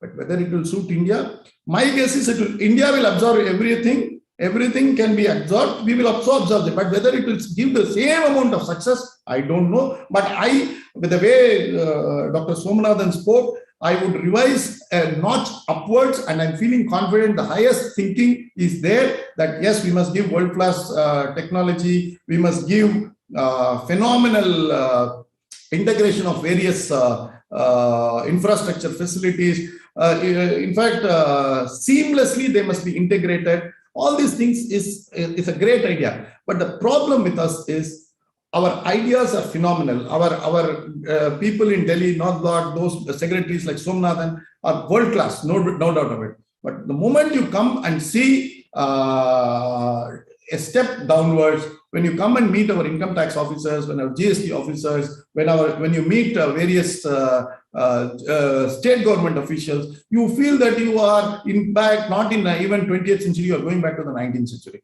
They are still governed by the British idea. They are still governed by the British idea is something that nobody wants to touch. Again, Department of Communications, we are going to spend 55,000 crores. We will be the proudest country to launch 5G apart from America and China. Now, this is something that we need to be proud of. 5G technology is coming to India, which an indigenous research and development. We need to be proud about it, and we are transiting into it. Now, again, on defense, we are going to spend 160,000 crores on defense, but more importantly, 68% is going to be indigenous procurement. And once it crosses this limit, the export potential also grows exponentially. Once Indian defense starts procuring from India, then already I am told that some East Asian country has ordered for 400 BrahMos missile from India. And there are some people who want the Tejas aircraft also. So you see the galloping or the cascading effect would be phenomenal as we go ahead. Then on police reforms. we are spending 10,500 crores as capital expenditure on police. Many of you will not know because you are not into the criminal side of practice. I did not know this till I entered the criminal side practice. That in India, there is no standard kit available to police to collect forensic evidences, say in case of a murder. So he will go and he will pick whatever he gets. The constable is not even trained. He will put his hands, whatever he gets. Usually they will take it from a handkerchief and put it inside a plastic bag. At least plastic bag has come in now. Otherwise they will take it just like that. Today it has reached a stage where people are now finding that when you go to the trial in a high court or in a trial court, you see that these evidences are falling because they get contaminated. The contamination of the golden hour is to capture the evidences of the golden hour. This is not happening. And I'm seeing that this time they are spending good amount on these type of things. Of course, Vande Bharat train, 400 trains 3 years later, very good. But whether they will come in, we'll have to keep our fingers crossed. Hopefully by 24, because it's going to be an election year, I'm sure Mr. Modi would see to that. If not 400 trains, at least 300 trains start running. And that would be good augury because, again, one standard thing that is a benchmark for me. When I was a student in Calcutta, in 1977, my father brought me by Coromandel Express. And is there something on the screen? Am I audible? Okay. Yeah. So we traveled from Calcutta to Chennai by Coromandel Express in 25 hours. That was in 1977. Now, after 45 years, we travel from Calcutta to Chennai by Coromandel Express by 30 hours. After 45 years, our progress can be measured by -5 to 6 hours. So these are benchmarks. These are all the benchmarks that is staring at us. Bullet train was supposed to be in by 2022. We were supposed. In fact, the Japanese are known to punctually not only run their trains but punctually complete their projects. In India, they have encountered what is called as the Indian way of working, and they are behind schedule now. Now, this is something that you cannot address through budgets, but this is an ill that is afflicting the nation. Lastly, I will go back to the macroeconomic number. And with that, I will stop. This is something beyond budget. This is something every chartered accountant must know, every chartered accountant must ponder. And in fact, I would urge that some chapters or branches must have a separate session only on the balance sheet of the government of India. On 31st March 22, just I'm telling you, 31st March 22, our debt will be 135 lakh crores. This will be the debt of the central government. We are not talking about state governments. We are not talking PSUs, PSCs, public sector banks. No, we are only talking about central government debt in the budget papers.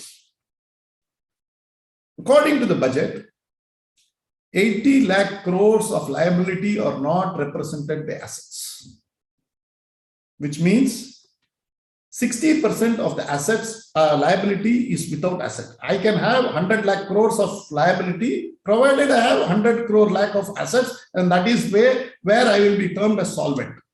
I may not be liquid. I may not be having that as liquid cash. Perhaps if I enter a cafe, I may not be able to have a coffee because I don't have money.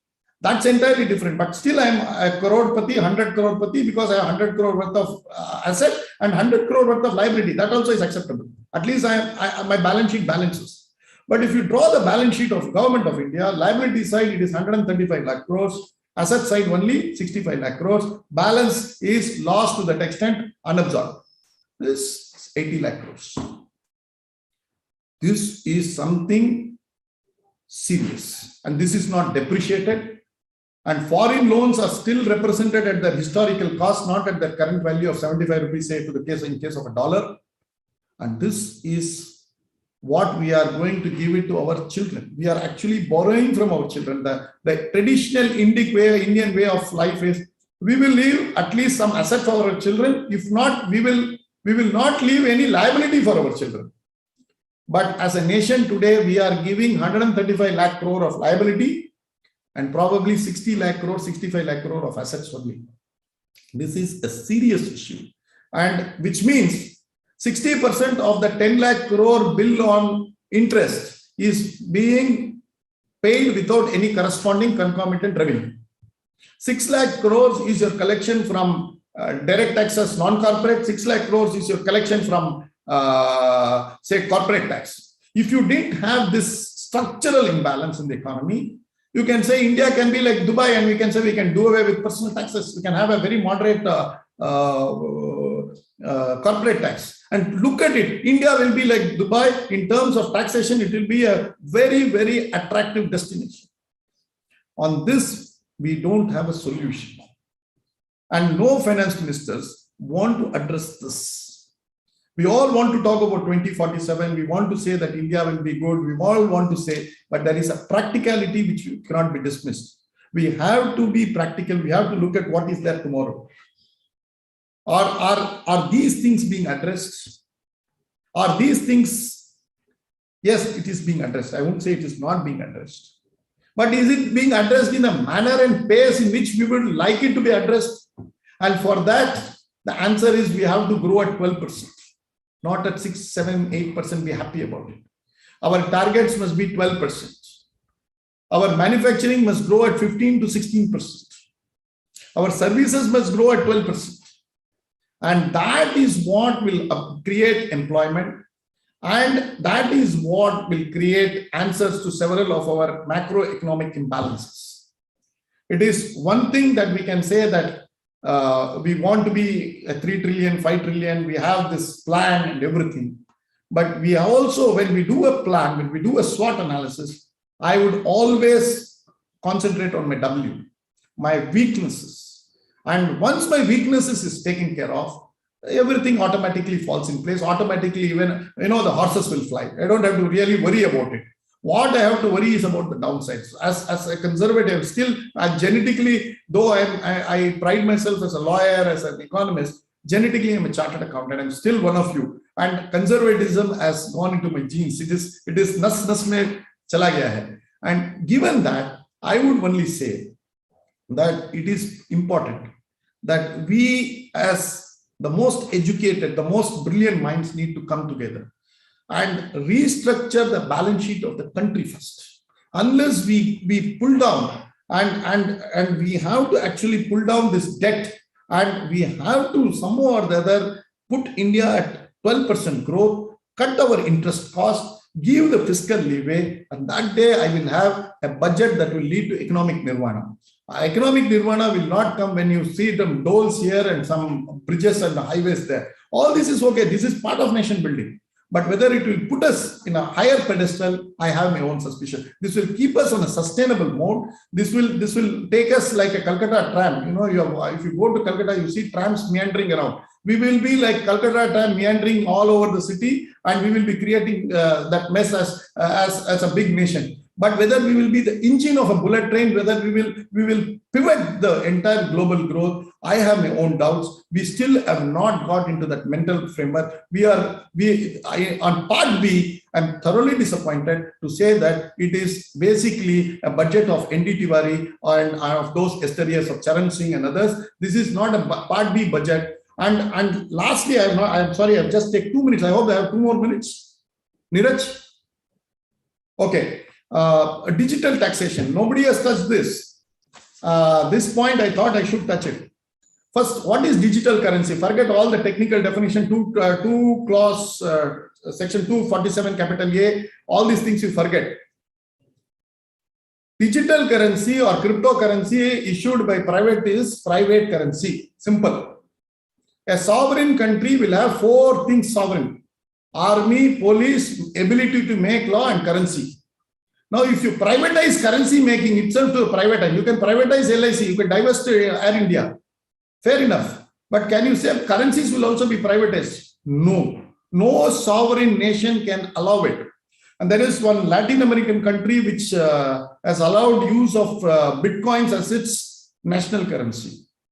Fair enough. That is their problem. But no self-respecting sovereign country will say we will allow bitcoins as a. That is why Mr. Somanathan was very clear that he will not allow it as a currency or for trade purposes. So you can do it for investment. But the problem is, if you do it for investment, all of you are going to pay tax and going to go and say that, look, this is the tax, and show it and say, fair enough. ED will come and give you notices because every single purchase in violation of FEMA. Nobody is talking about this. They are waiting like, the old vulture waiting in the rooftop, chuppe se baitha hai. Niche aayega to pakad lega.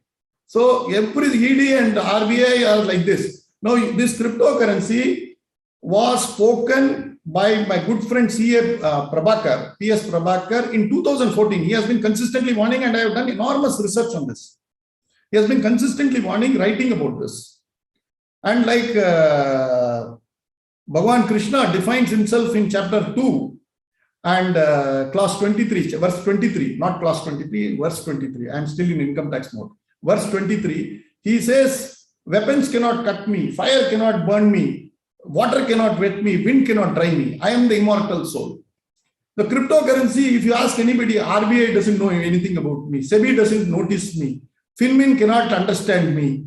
FIU will not bother about me. I am cryptocurrency. I will come, I will go. But government of India is waiting. First thing they have put it is taxation.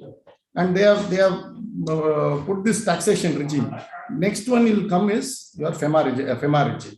Once this comes, nobody will talk about cryptocurrency. Nobody will talk about your digital currency. Everybody will start sending messages only through Dole, Pura, like Kabutar Aja Aja. Nobody will start even using this computer for even sending email. So all these things you see, the government need not ban. Government, if one notice comes in, no, everybody ki pani utar jayegi, ka pani utar jayegi. So this let us be very clear. Digital currency is the first step. They will not ban, but if you go in, you can never come out. That is what they are saying. If you get into this Chakravyuh, you cannot come out. That is what is the idea. So with this, I will stop. I'm grateful to the branch for giving me this opportunity. I have not touched on the taxation proposals and other things because probably many of you may not be interested to know how much draconian it is. It is going from draconian to much more draconian. I can put it simply that way.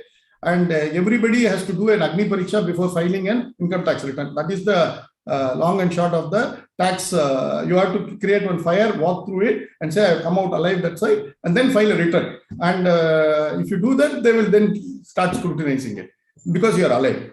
If you are dead, your children will have to answer it. So this is how the tax structure is in this country. With this, I will stop. I will very happy that I had a wonderful audience, wonderful set of people. I will thank my good friend NVK for inviting me, and also to all the office bearers of the branch. Should I have any questions, and if time permits, I can definitely take it. Hi, sir.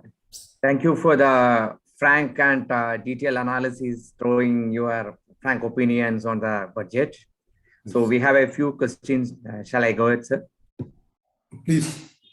Yeah. The first thing, in order to have a shift to manufacture sector from a heavily dependent service sector, which is about 60% of current GDP, what are the manufacturing sectors, manufacturing industries to be in focus?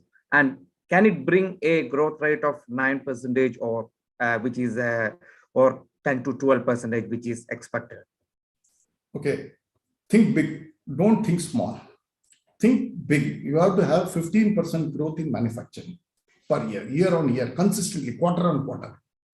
Now, what is ailing our manufacturing? Okay, we have multiple issues on manufacturing. It is not one, two to be listed.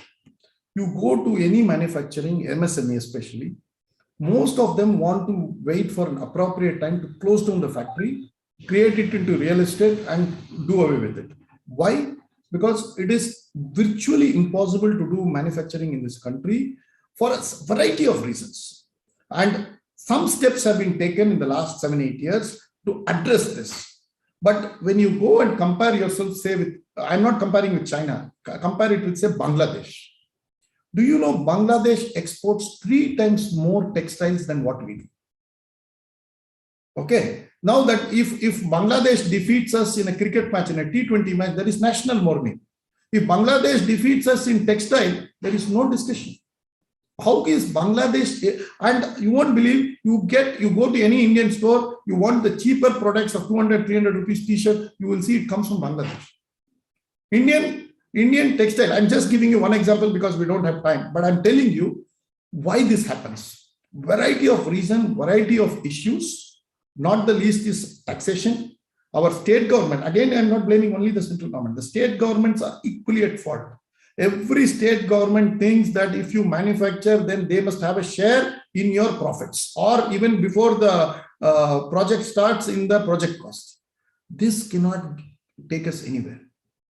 So unless we address manufacturing as a national malice, lack of manufacturing is a national malice, and give a thrust. And if I ask you, who is the Defense Minister of India, you will know. Who is the External Affairs Minister, you will know. But if I ask who is the manufacturing minister in India, you will start looking at it and start Googling. Unless you give the pride of place to those type of things, it's not going to help us. Thank you. And the next question. Currently, considering the current inflation rates, do you think the increased spending on infra boost and other government spending will end up in increasing the interest rates? And hopefully that will be an adverse effect for the suggestions you've given for a manufacturing sector. So what is your opinions on that?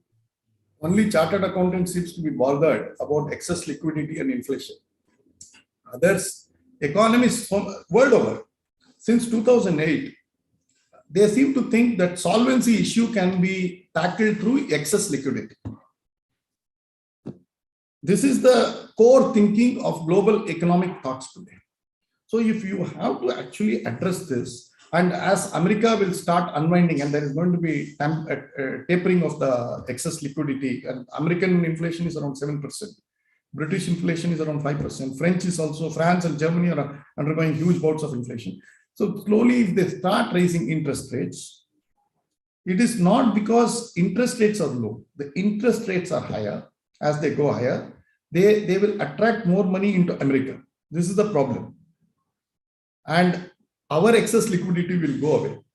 And once excess liquidity goes away, probably our inflation will be settled. In fact, it may be a blessing in disguise.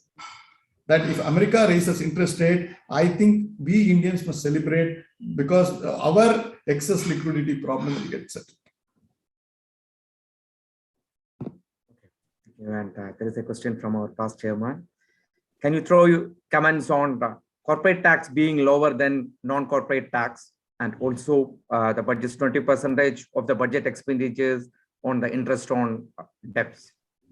Interest on? Debts. It's like it's going for the interest charges. Okay. See, I have dealt with interest elaborately, so I don't want to go into it, and that interest cost and other things. As far as the corporate tax is concerned, yes, it is designed that we should have a lower the corporate tax for, especially for manufacturing. The government thinks if I lower manufacturing corporate tax for manufacturing, people will queue up into India. In fact, this afternoon, I was discussing this issue with one of a very prominent personality from Bangalore. He was telling that after COVID, somewhere around $4 to $5 trillion worth of manufacturing is waiting to move away from China. Now, the logical, natural recipient of that shift should be India, but it's not happening to India. Why? Not because your taxes are uncompetitive or taxes are very high, because the ecosystem is not competitive. And unless you regularize your ecosystem, and nobody gives this tax cut, knowing very well in manufacturing for first 5 years, you are not going to make profit. So this tax cut is only on, the 15% is only on paper. It is not an effective tax rate. So everybody knows it. The best way to do it is to improve the ecosystem, which is not happening. Okay. Also, I think that a lot of questions are there, but the time limits. So I'll move to the last question. Can you throw the reliefs that the NRIs are getting in this budget? What are the benefits? Only one thing that I saw was the passport will be made into with an embedded electronic chip, so that you can come frequently and go frequently. When you stay for more than 120 days, automatically you will become a resident Indian, and you will pay taxes on global income in India. So this is what I can think about as a benefit. So other than this, there is nothing else in the budget for NRS.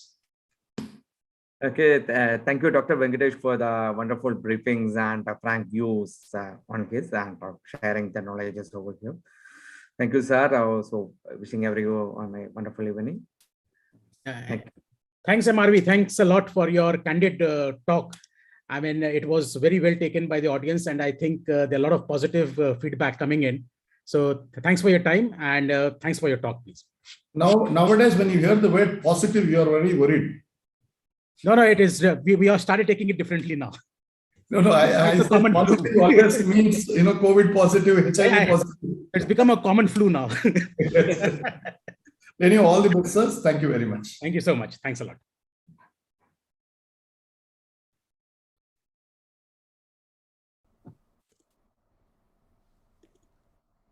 All right. It was an interesting talk. Now I'd like to move on to the next session, where we're going to have Mr. Mayur Batra, President of MBG Corporate Services, talking about the impact of budget for foreign and NRI investors. So a little intro about Mr. Mayur Batra.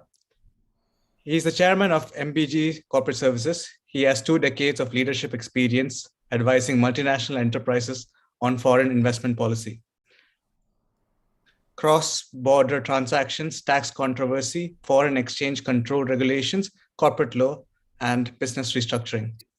Before founding MBG, Mr. Batra was the CFO at one of the largest Japanese Fortune 500 trading houses in India, heading finance, accounting, credit, tax, and legal.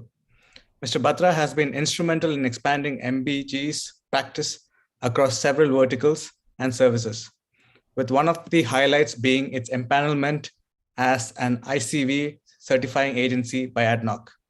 Mr. Batra is a qualified chartered accountant and cost and works accountant. Over to you, sir. Yeah.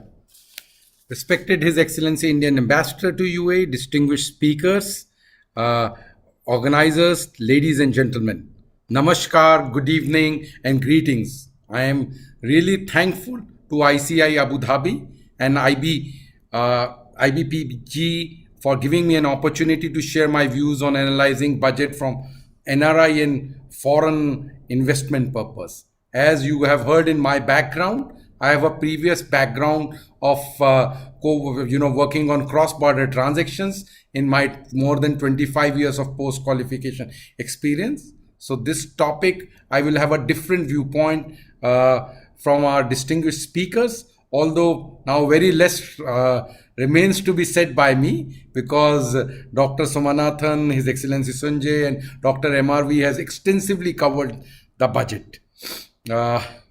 And after such distinguished speaker, there's a performance pressure to do well and speak something different and maintain your interest. But I hope I will succeed there. India, I'm an optimistic person, and I believe that there is so much India has to offer to foreign investors and non-resident Indians. India is today transiting from a developing country. We have to see that we were, we became independent 75 years. We had all the challenges, low level of, education or literacy in our country, low level of infrastructure. So base was very low. We are transiting from a developing country to a mature, developed country with being leader in technology, services, pharmaceutical, as well as engineering. I appreciate Dr. MRV's viewpoint that manufacturing is the key, but India is more value add. It is known for its soft power of human being and their quality globally. We have a robust democracy, young demographics, a legal system, a freedom of speech which makes me and others speak our mind freely, as well as improving living standards. So it will be an attractive, and it is an attractive destination for global destination for investment and growth, and it will continue to be there in future too.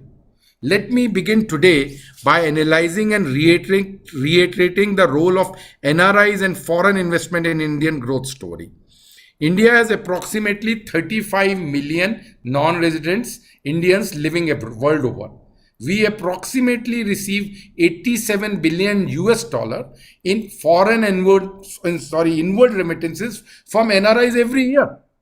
And we approximately receive, this is like we have approximately $3 trillion economy. So this is like 3% of our GDP every year. It's a substantial amount of capital which they receive, or demand side they receive inside. This is highest inflow any country, even China or any other country, receives by its non-residents in the world. It's 15% of all the global inward remittances. So this signifies the importance of non-resident Indians in the future growth story as well as the current economy of India. And here I will like to proudly say that for years, maximum of this 87 billion goes from UAE. We are number one in ranking. So I will like to thank all of us who work out of UAE, mainly people who are attending. They are contributing in a big way in growth of the Indian economy. Same way when I talk about foreign investment, around in first 9 months, we received $54 billion FDI and around $6 billion of FII inflows in Indian economy, which adds to $60 billion. It's another 2% of India's GDP. So every year, 5% of GDP is received from these two sources, which adds to growth. So if we are saying about 9% growth, 5% capital and expense is provided by foreign support, which is a big thing. And all of this has only been done over various successive governments post 1996, when we allowed foreign direct investment, 100% foreign investment, as well as we, did deregulation. The FERA was replaced by FEMA and so on. So every year, this 5% also plays a great source in maintaining our robust foreign exchange reserves. We in India have the 4th largest forex reserves in the world. But you have to remember here, because of dependence on oil and gas, mainly imported, our merchant imports are much higher than merchant exports. So where does this forex reserve comes from? Which brings a lot of stability and good liquidity into our economy. We have all been through, so this $600 trillion is dependent on NRI flows, the surplus of services, and FDI and FII inflows. But FII flows are very dangerous. They are quick money. So even in last 2 years, these flows were stable and booming.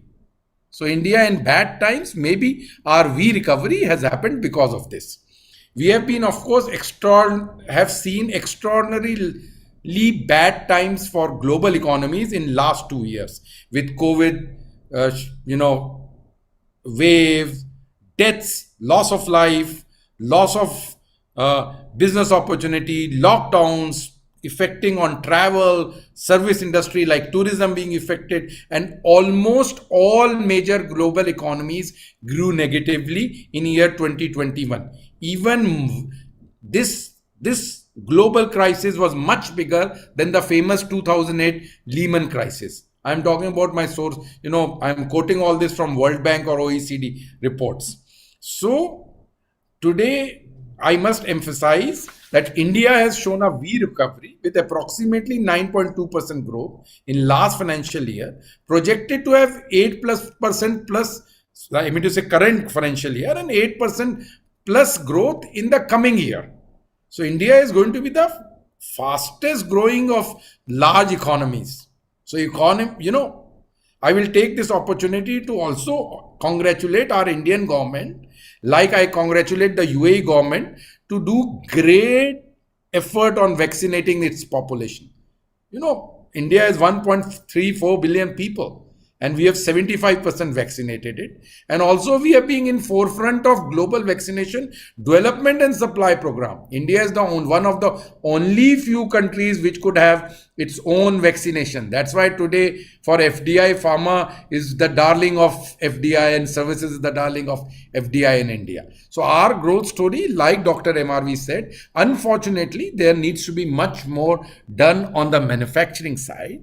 There has to be, of course, or the capital investment side, because I have seen so many projects being delayed. There are issues in democracy as far as coordination between state governments and central government. Dr. MRV mentioned to the bullet train project. It is delayed because of, land acquisition issues by state governments. So I would love the state and the central government to work together more closely to really unlock the growth potential of India and Indian people.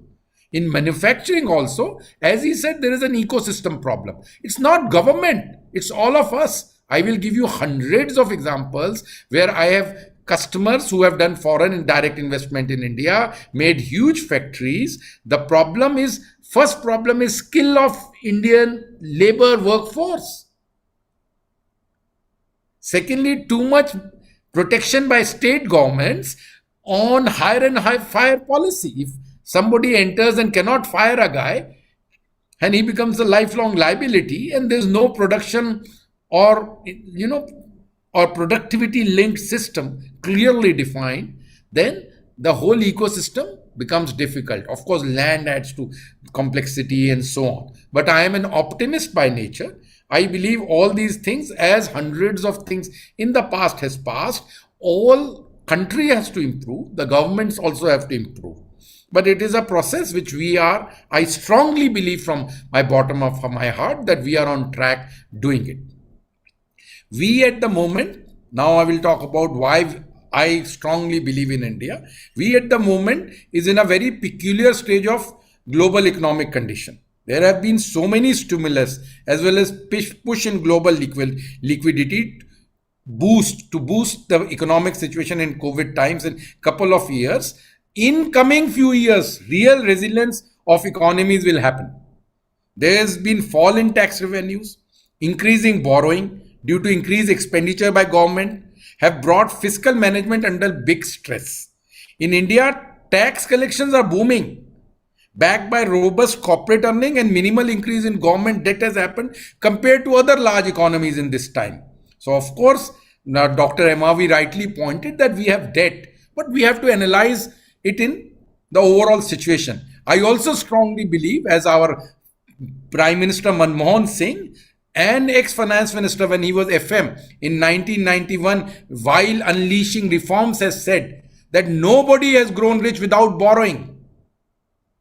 So borrowing is not bad till we can service it. Our national debt per capita or ratio to GDP is one of the lowest compared to any large economies in the world. So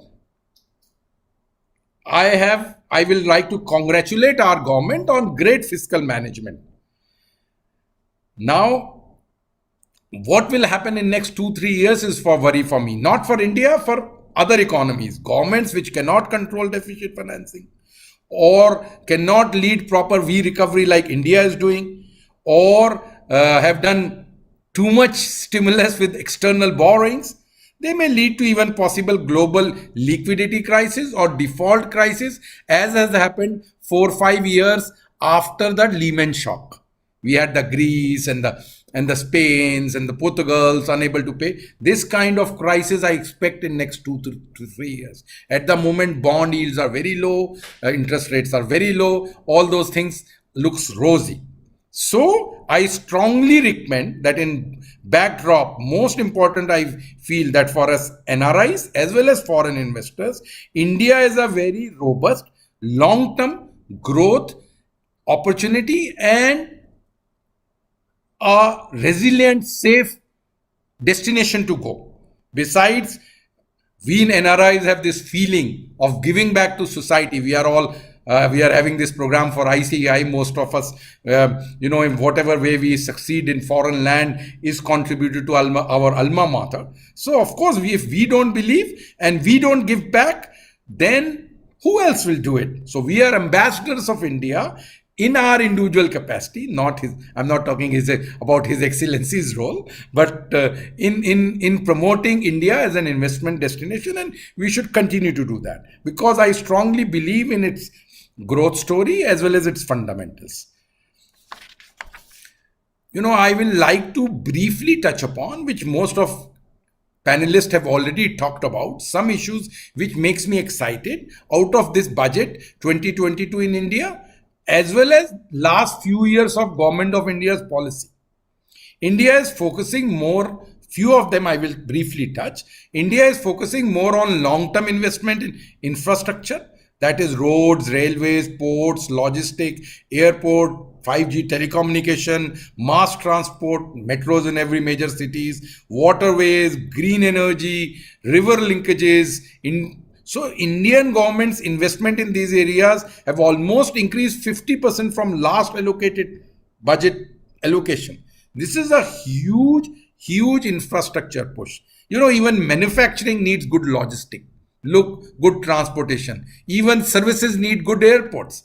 We said like tourism, why India is not promoting. You need all this infrastructure to get tourists there. If there are good airports, there are good highways linked. If the ports are linked, then only exports will increase, then only manufacturing. So infrastructure is very important. If you ask me, two important things which will improve manufacturing, services, tourism, every growth: good quality infrastructure and good quality human skilled Indians. These are two most major challenges. So I am encouraged. If Indian government is going to spend more, they are having a great robust highway program. If they are going to do the railways much better, if of course, I would have loved if railways, we could have done our own technology of bullet train. If we have to cover such a large country, why we need to import from Japan? Why can't India buy a company with technology and build bullet trains at home and do it at 1/10 of the cost? So there are challenges, but there are opportunities. From all this investment, there will be a multiplier effect of generating new jobs or opportunities for the private sector. They will be the ones who will get contracts of doing it. They will be ones who will be suppliers. We as individuals will get more job opportunities. So instead of just supporting, we have this difficult choice which our government has to make. Either we can be the left-sided, where we give direct transfer to bank accounts of poor people and don't make them work or don't upgrade their skills or their ambition or something, or we invest in this long-term infrastructure which will have benefits going forward. But at the moment, we will need to have patience. So this, I will like to rather congratulate the current government in taking this longer term view towards economy than short term benefits of giving more and more direct transfers to bottom of pyramid and so on. What is most heartening for me, that 5-6 years ago, there was hardly any startup or technology development ecosystem for India. Today, we have third largest unicorns startups in the world in India. And Gurgaon, Bangalore, Mumbai are the preferred destination for startups. So it is giving a dream to our young educated people to be on their own, to create world-class companies. You know why manufacturing in India is 15%? Did we have our manufacturing sector? Manufacturing is also two parts. One is just outsourcing if you have cheap labor. That is based on exploitation of your people. Second is if you really have created some technology. We respect the Tata so much. We all love Dhirubhai Ambani's great success story. We love the Birlas, Aditya Vikram Birla. We have such huge conglomerates. But have any one of them created any world-class technology in oil and gas or transportation or cars? Nothing. So for manufacturing to boom, ultimately, the value add is in technology. First, you have to, if EVs, US or now even China are leaders in going new technology. Do we have 5G technology? The whole ecosystem is not there. So we have to work hard. It will take generations of hard work to reach there. It requires a mindset change of not depending just on a government license, but finding a value add. What I can do, is it required by society? And is it something which will add to efficiency? And is it out of box? So India is doing very well with startup ecosystem being developed in last few years, opening of space technology as a for private business, partnering on defense research, because it's very good by saying we will get more local procurement on defense. But if you don't have technology again, where will be the local procurement come from? Nothing. This is what, when I was saying about ecosystem, like ecosystem on semiconductor, we all say we don't manufacture enough, but if we don't make semiconductor or the chip, where will we make the mobile phones? That's the majority of the cost. So I also think there is a lot of emphasis on Atmanirbhar India program for SMEs because of post-COVID supply chain issues. Also, global reset of supply chain is happening, and India is a major consumer. Where will supply chain go? Ultimately, whether there is raw material, cheap labor, or consumer. So India is a major consumer as well as provider of world-class global engineering workforce. So, and young demographics is there. So it is going to be one of the major beneficiaries of this reset. That's why one of the reasons probably our merchant exports are more than even pre-COVID recovery. Pre-COVID level, we've exceeded our merchant exports. That is one of the reasons of resetting of the whole supply chain. Over dependence on China will surely reduce. Although China is a great economy, we have so much to learn from them. There is no competition. They are way ahead of us. But we will also have some benefit of this. This is also one of the reasons of growth in investment. FDI is booming in services as well as manufacturing. Budget, also has taken small steps for increasing exports and manufacturing, like they are reducing, the duty on diamonds, which is one, you all know that jewelry and diamonds and gold jewelry is one of the biggest exports for India. They're also changing the SEZ Act they've announced. I hope they walk their talk. And it's it's continued its support on PLI. It's included 5G and chip building in it and semiconductor building in it. It's increasing, of course, emphasis on local procurement and everything, including PPP on, Bharat, this backbone of connecting through cable, all internet, all countries and so on, every village in the country and so on. So it is working. What also encourages me is digitalization of economy, services, governance. Now for our profession, unfortunately, this is not best news. We have faceless assessments. We have, digitalized filing of tax returns and so on. It reduces practice areas for us and revenue, but for economy, it's much better. And even GST is with the e-bills, and it is one of the most digitalized good system which has been implemented by government. For NRIs, the best news is the proposed digitalization of land records at national level. All of us in our individual capacity, whenever we decide to buy a home or do an investment in real estate or a business in India, we so much struggle with these land record issues because they are in local languages. The land record of every state is different. We don't even end up knowing who's the real owner. With all this digitalization happening, maybe our investments in our home country can increase much faster. Also important here is their easing of compliances. They've repealed so many laws. They are easing the winding up. So if you enter into a new business in India, exit is also important. How well most of us, as a longer term, if we see how well the new bankruptcy code in India is working. How much resolution in NPAs are happening? How many investment opportunities us as foreign enterprises and as non-resident Indians has of distressed assets? It has happened. The global players have acquired steel mill plants and power plants in this whole process. And how much new capital has been unlocked there? So this is a good step.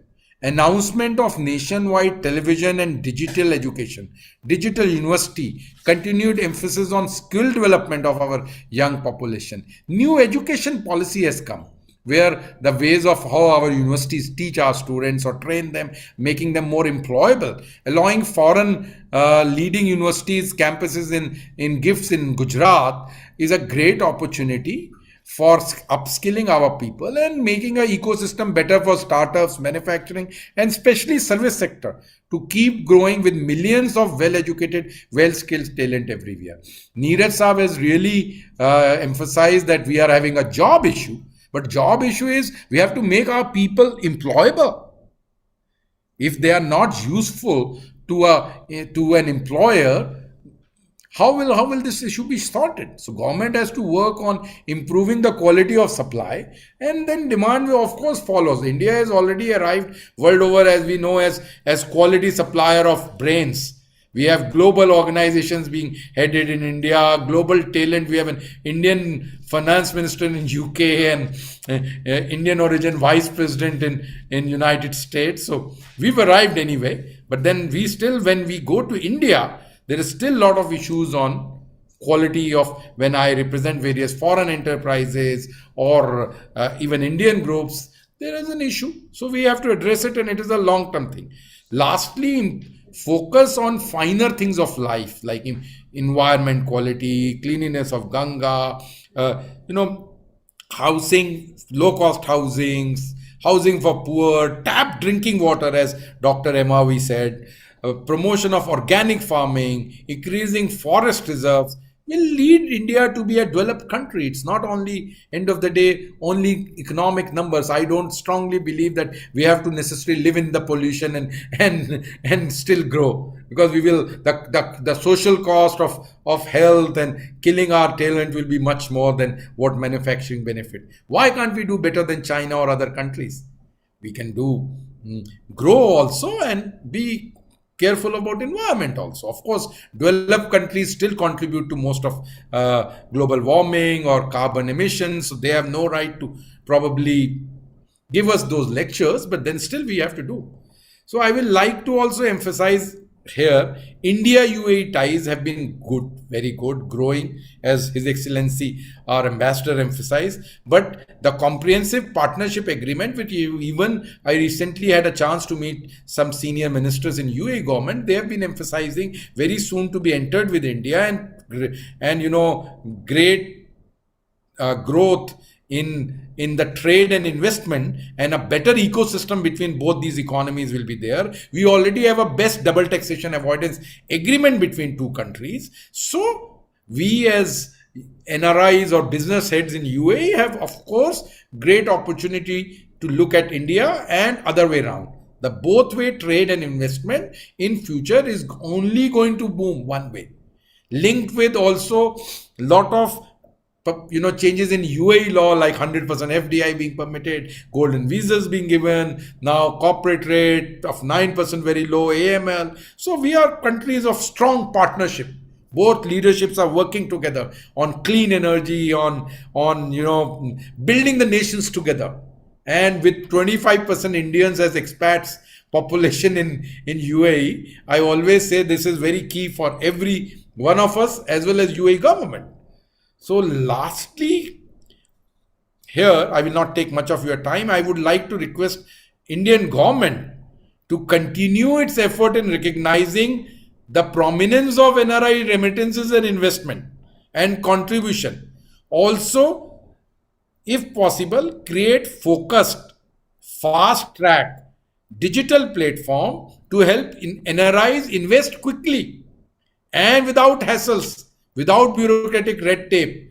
One single window permission for NRIs who want to invest in businesses, properties in India, so that we don't get duped. We have ease of doing business, because we are even bigger together bigger than the foreign direct investment, which gets a red carpet.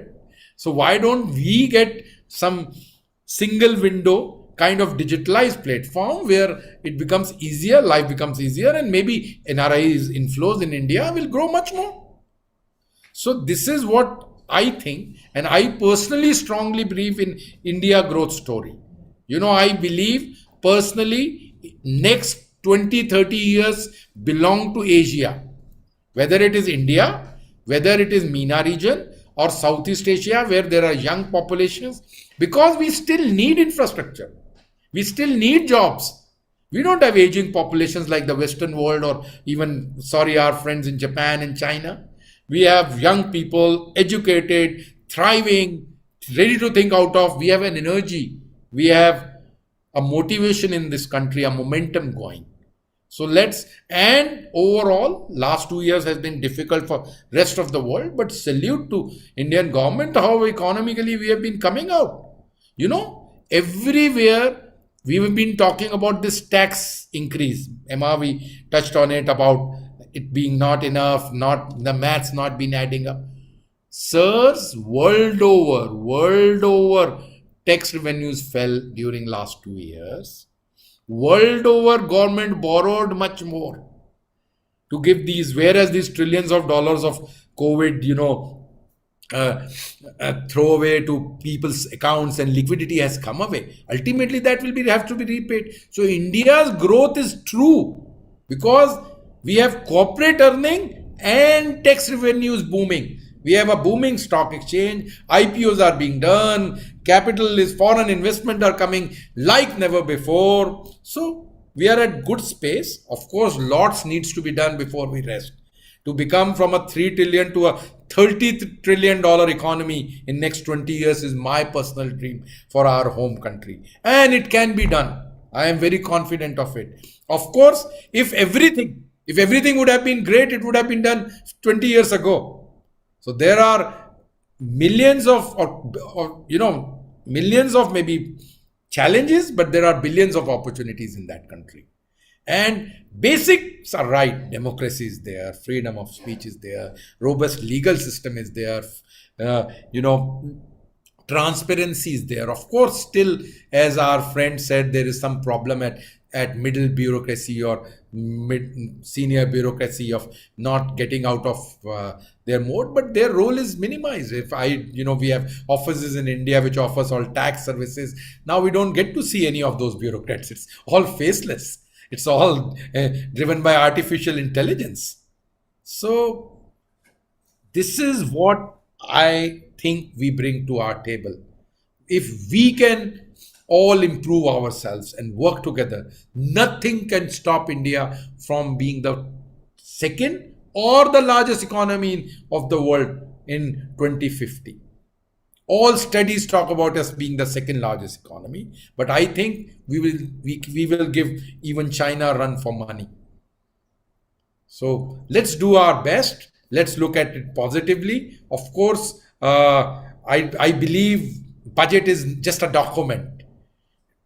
Indian government has to continue to take steps continuously. A few days ago, before budget, they were addressing the semiconductor shortage. They were talking about how to improve exports. They are talking about various changes in foreign exchange. Like our friend said, this passport has been digitalized probably to help all of us.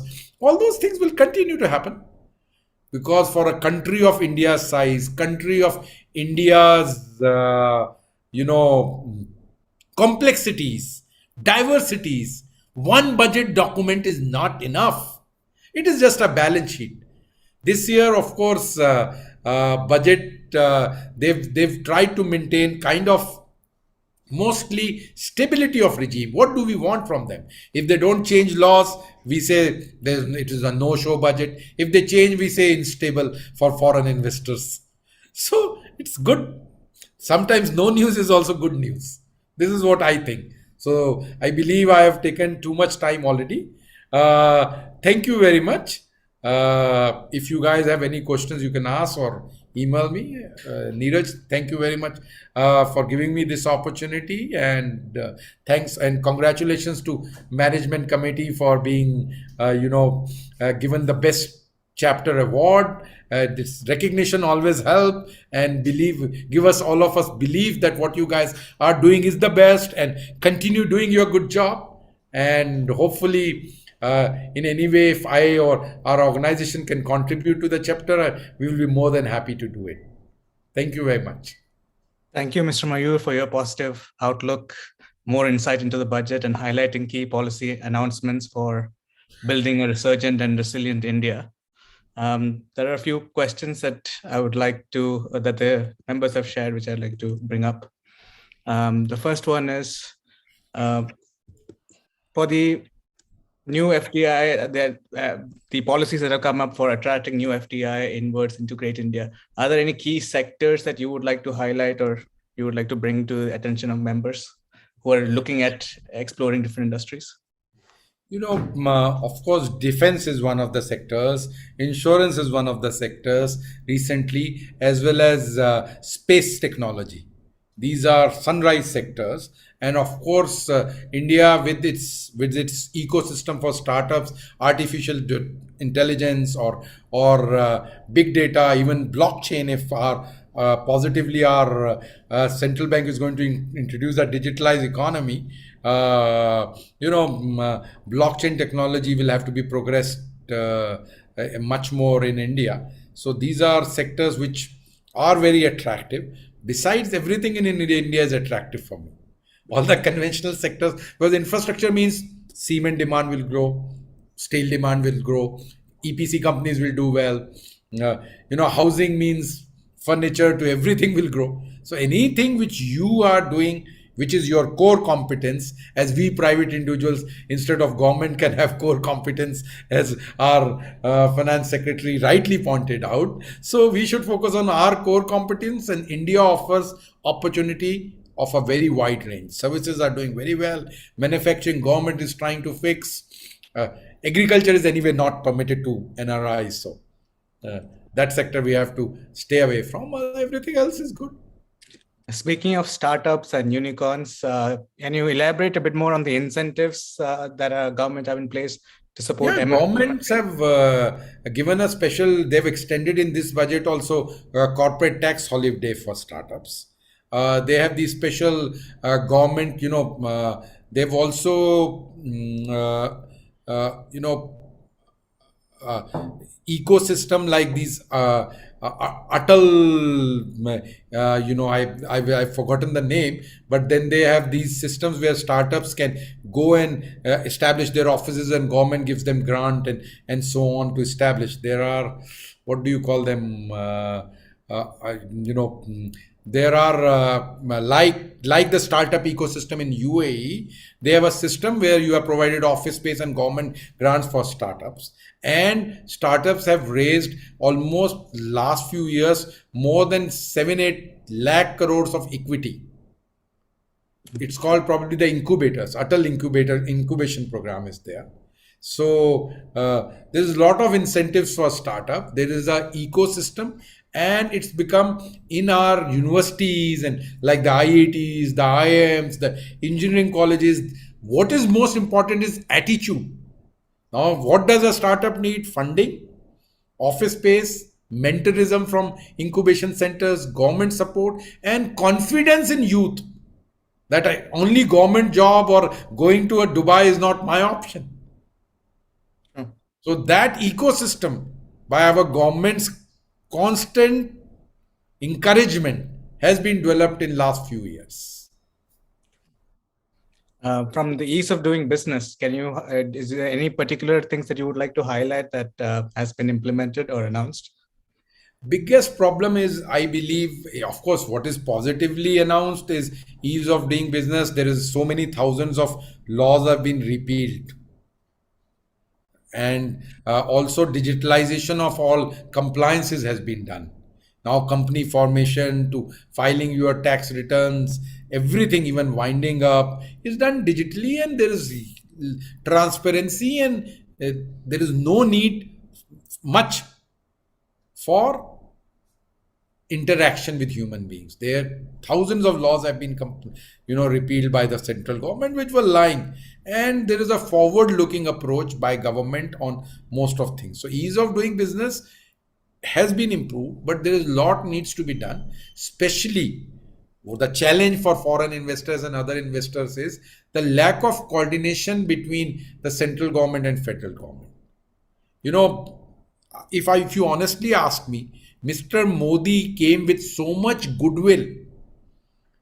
Most of countries where we have office, Singapore, UAE, Germany, Japan, they announced huge investments into India, from bullet train programs to corridors to desalination plants. I can keep naming infrastructure improvement plans. All of them were keen to do. But a lack of ability to get state governments onboarded on it and aligned has some of these big tickets projects, a lot of them have derailed actually, unfortunately. So still there's a lot of improvement required when it comes to infrastructure or big ticket projects. For smaller investor, ease of doing business is much better than how it was 20 years ago, even 5 years ago. Year on year, it's improving. Transparency, easiness, everything.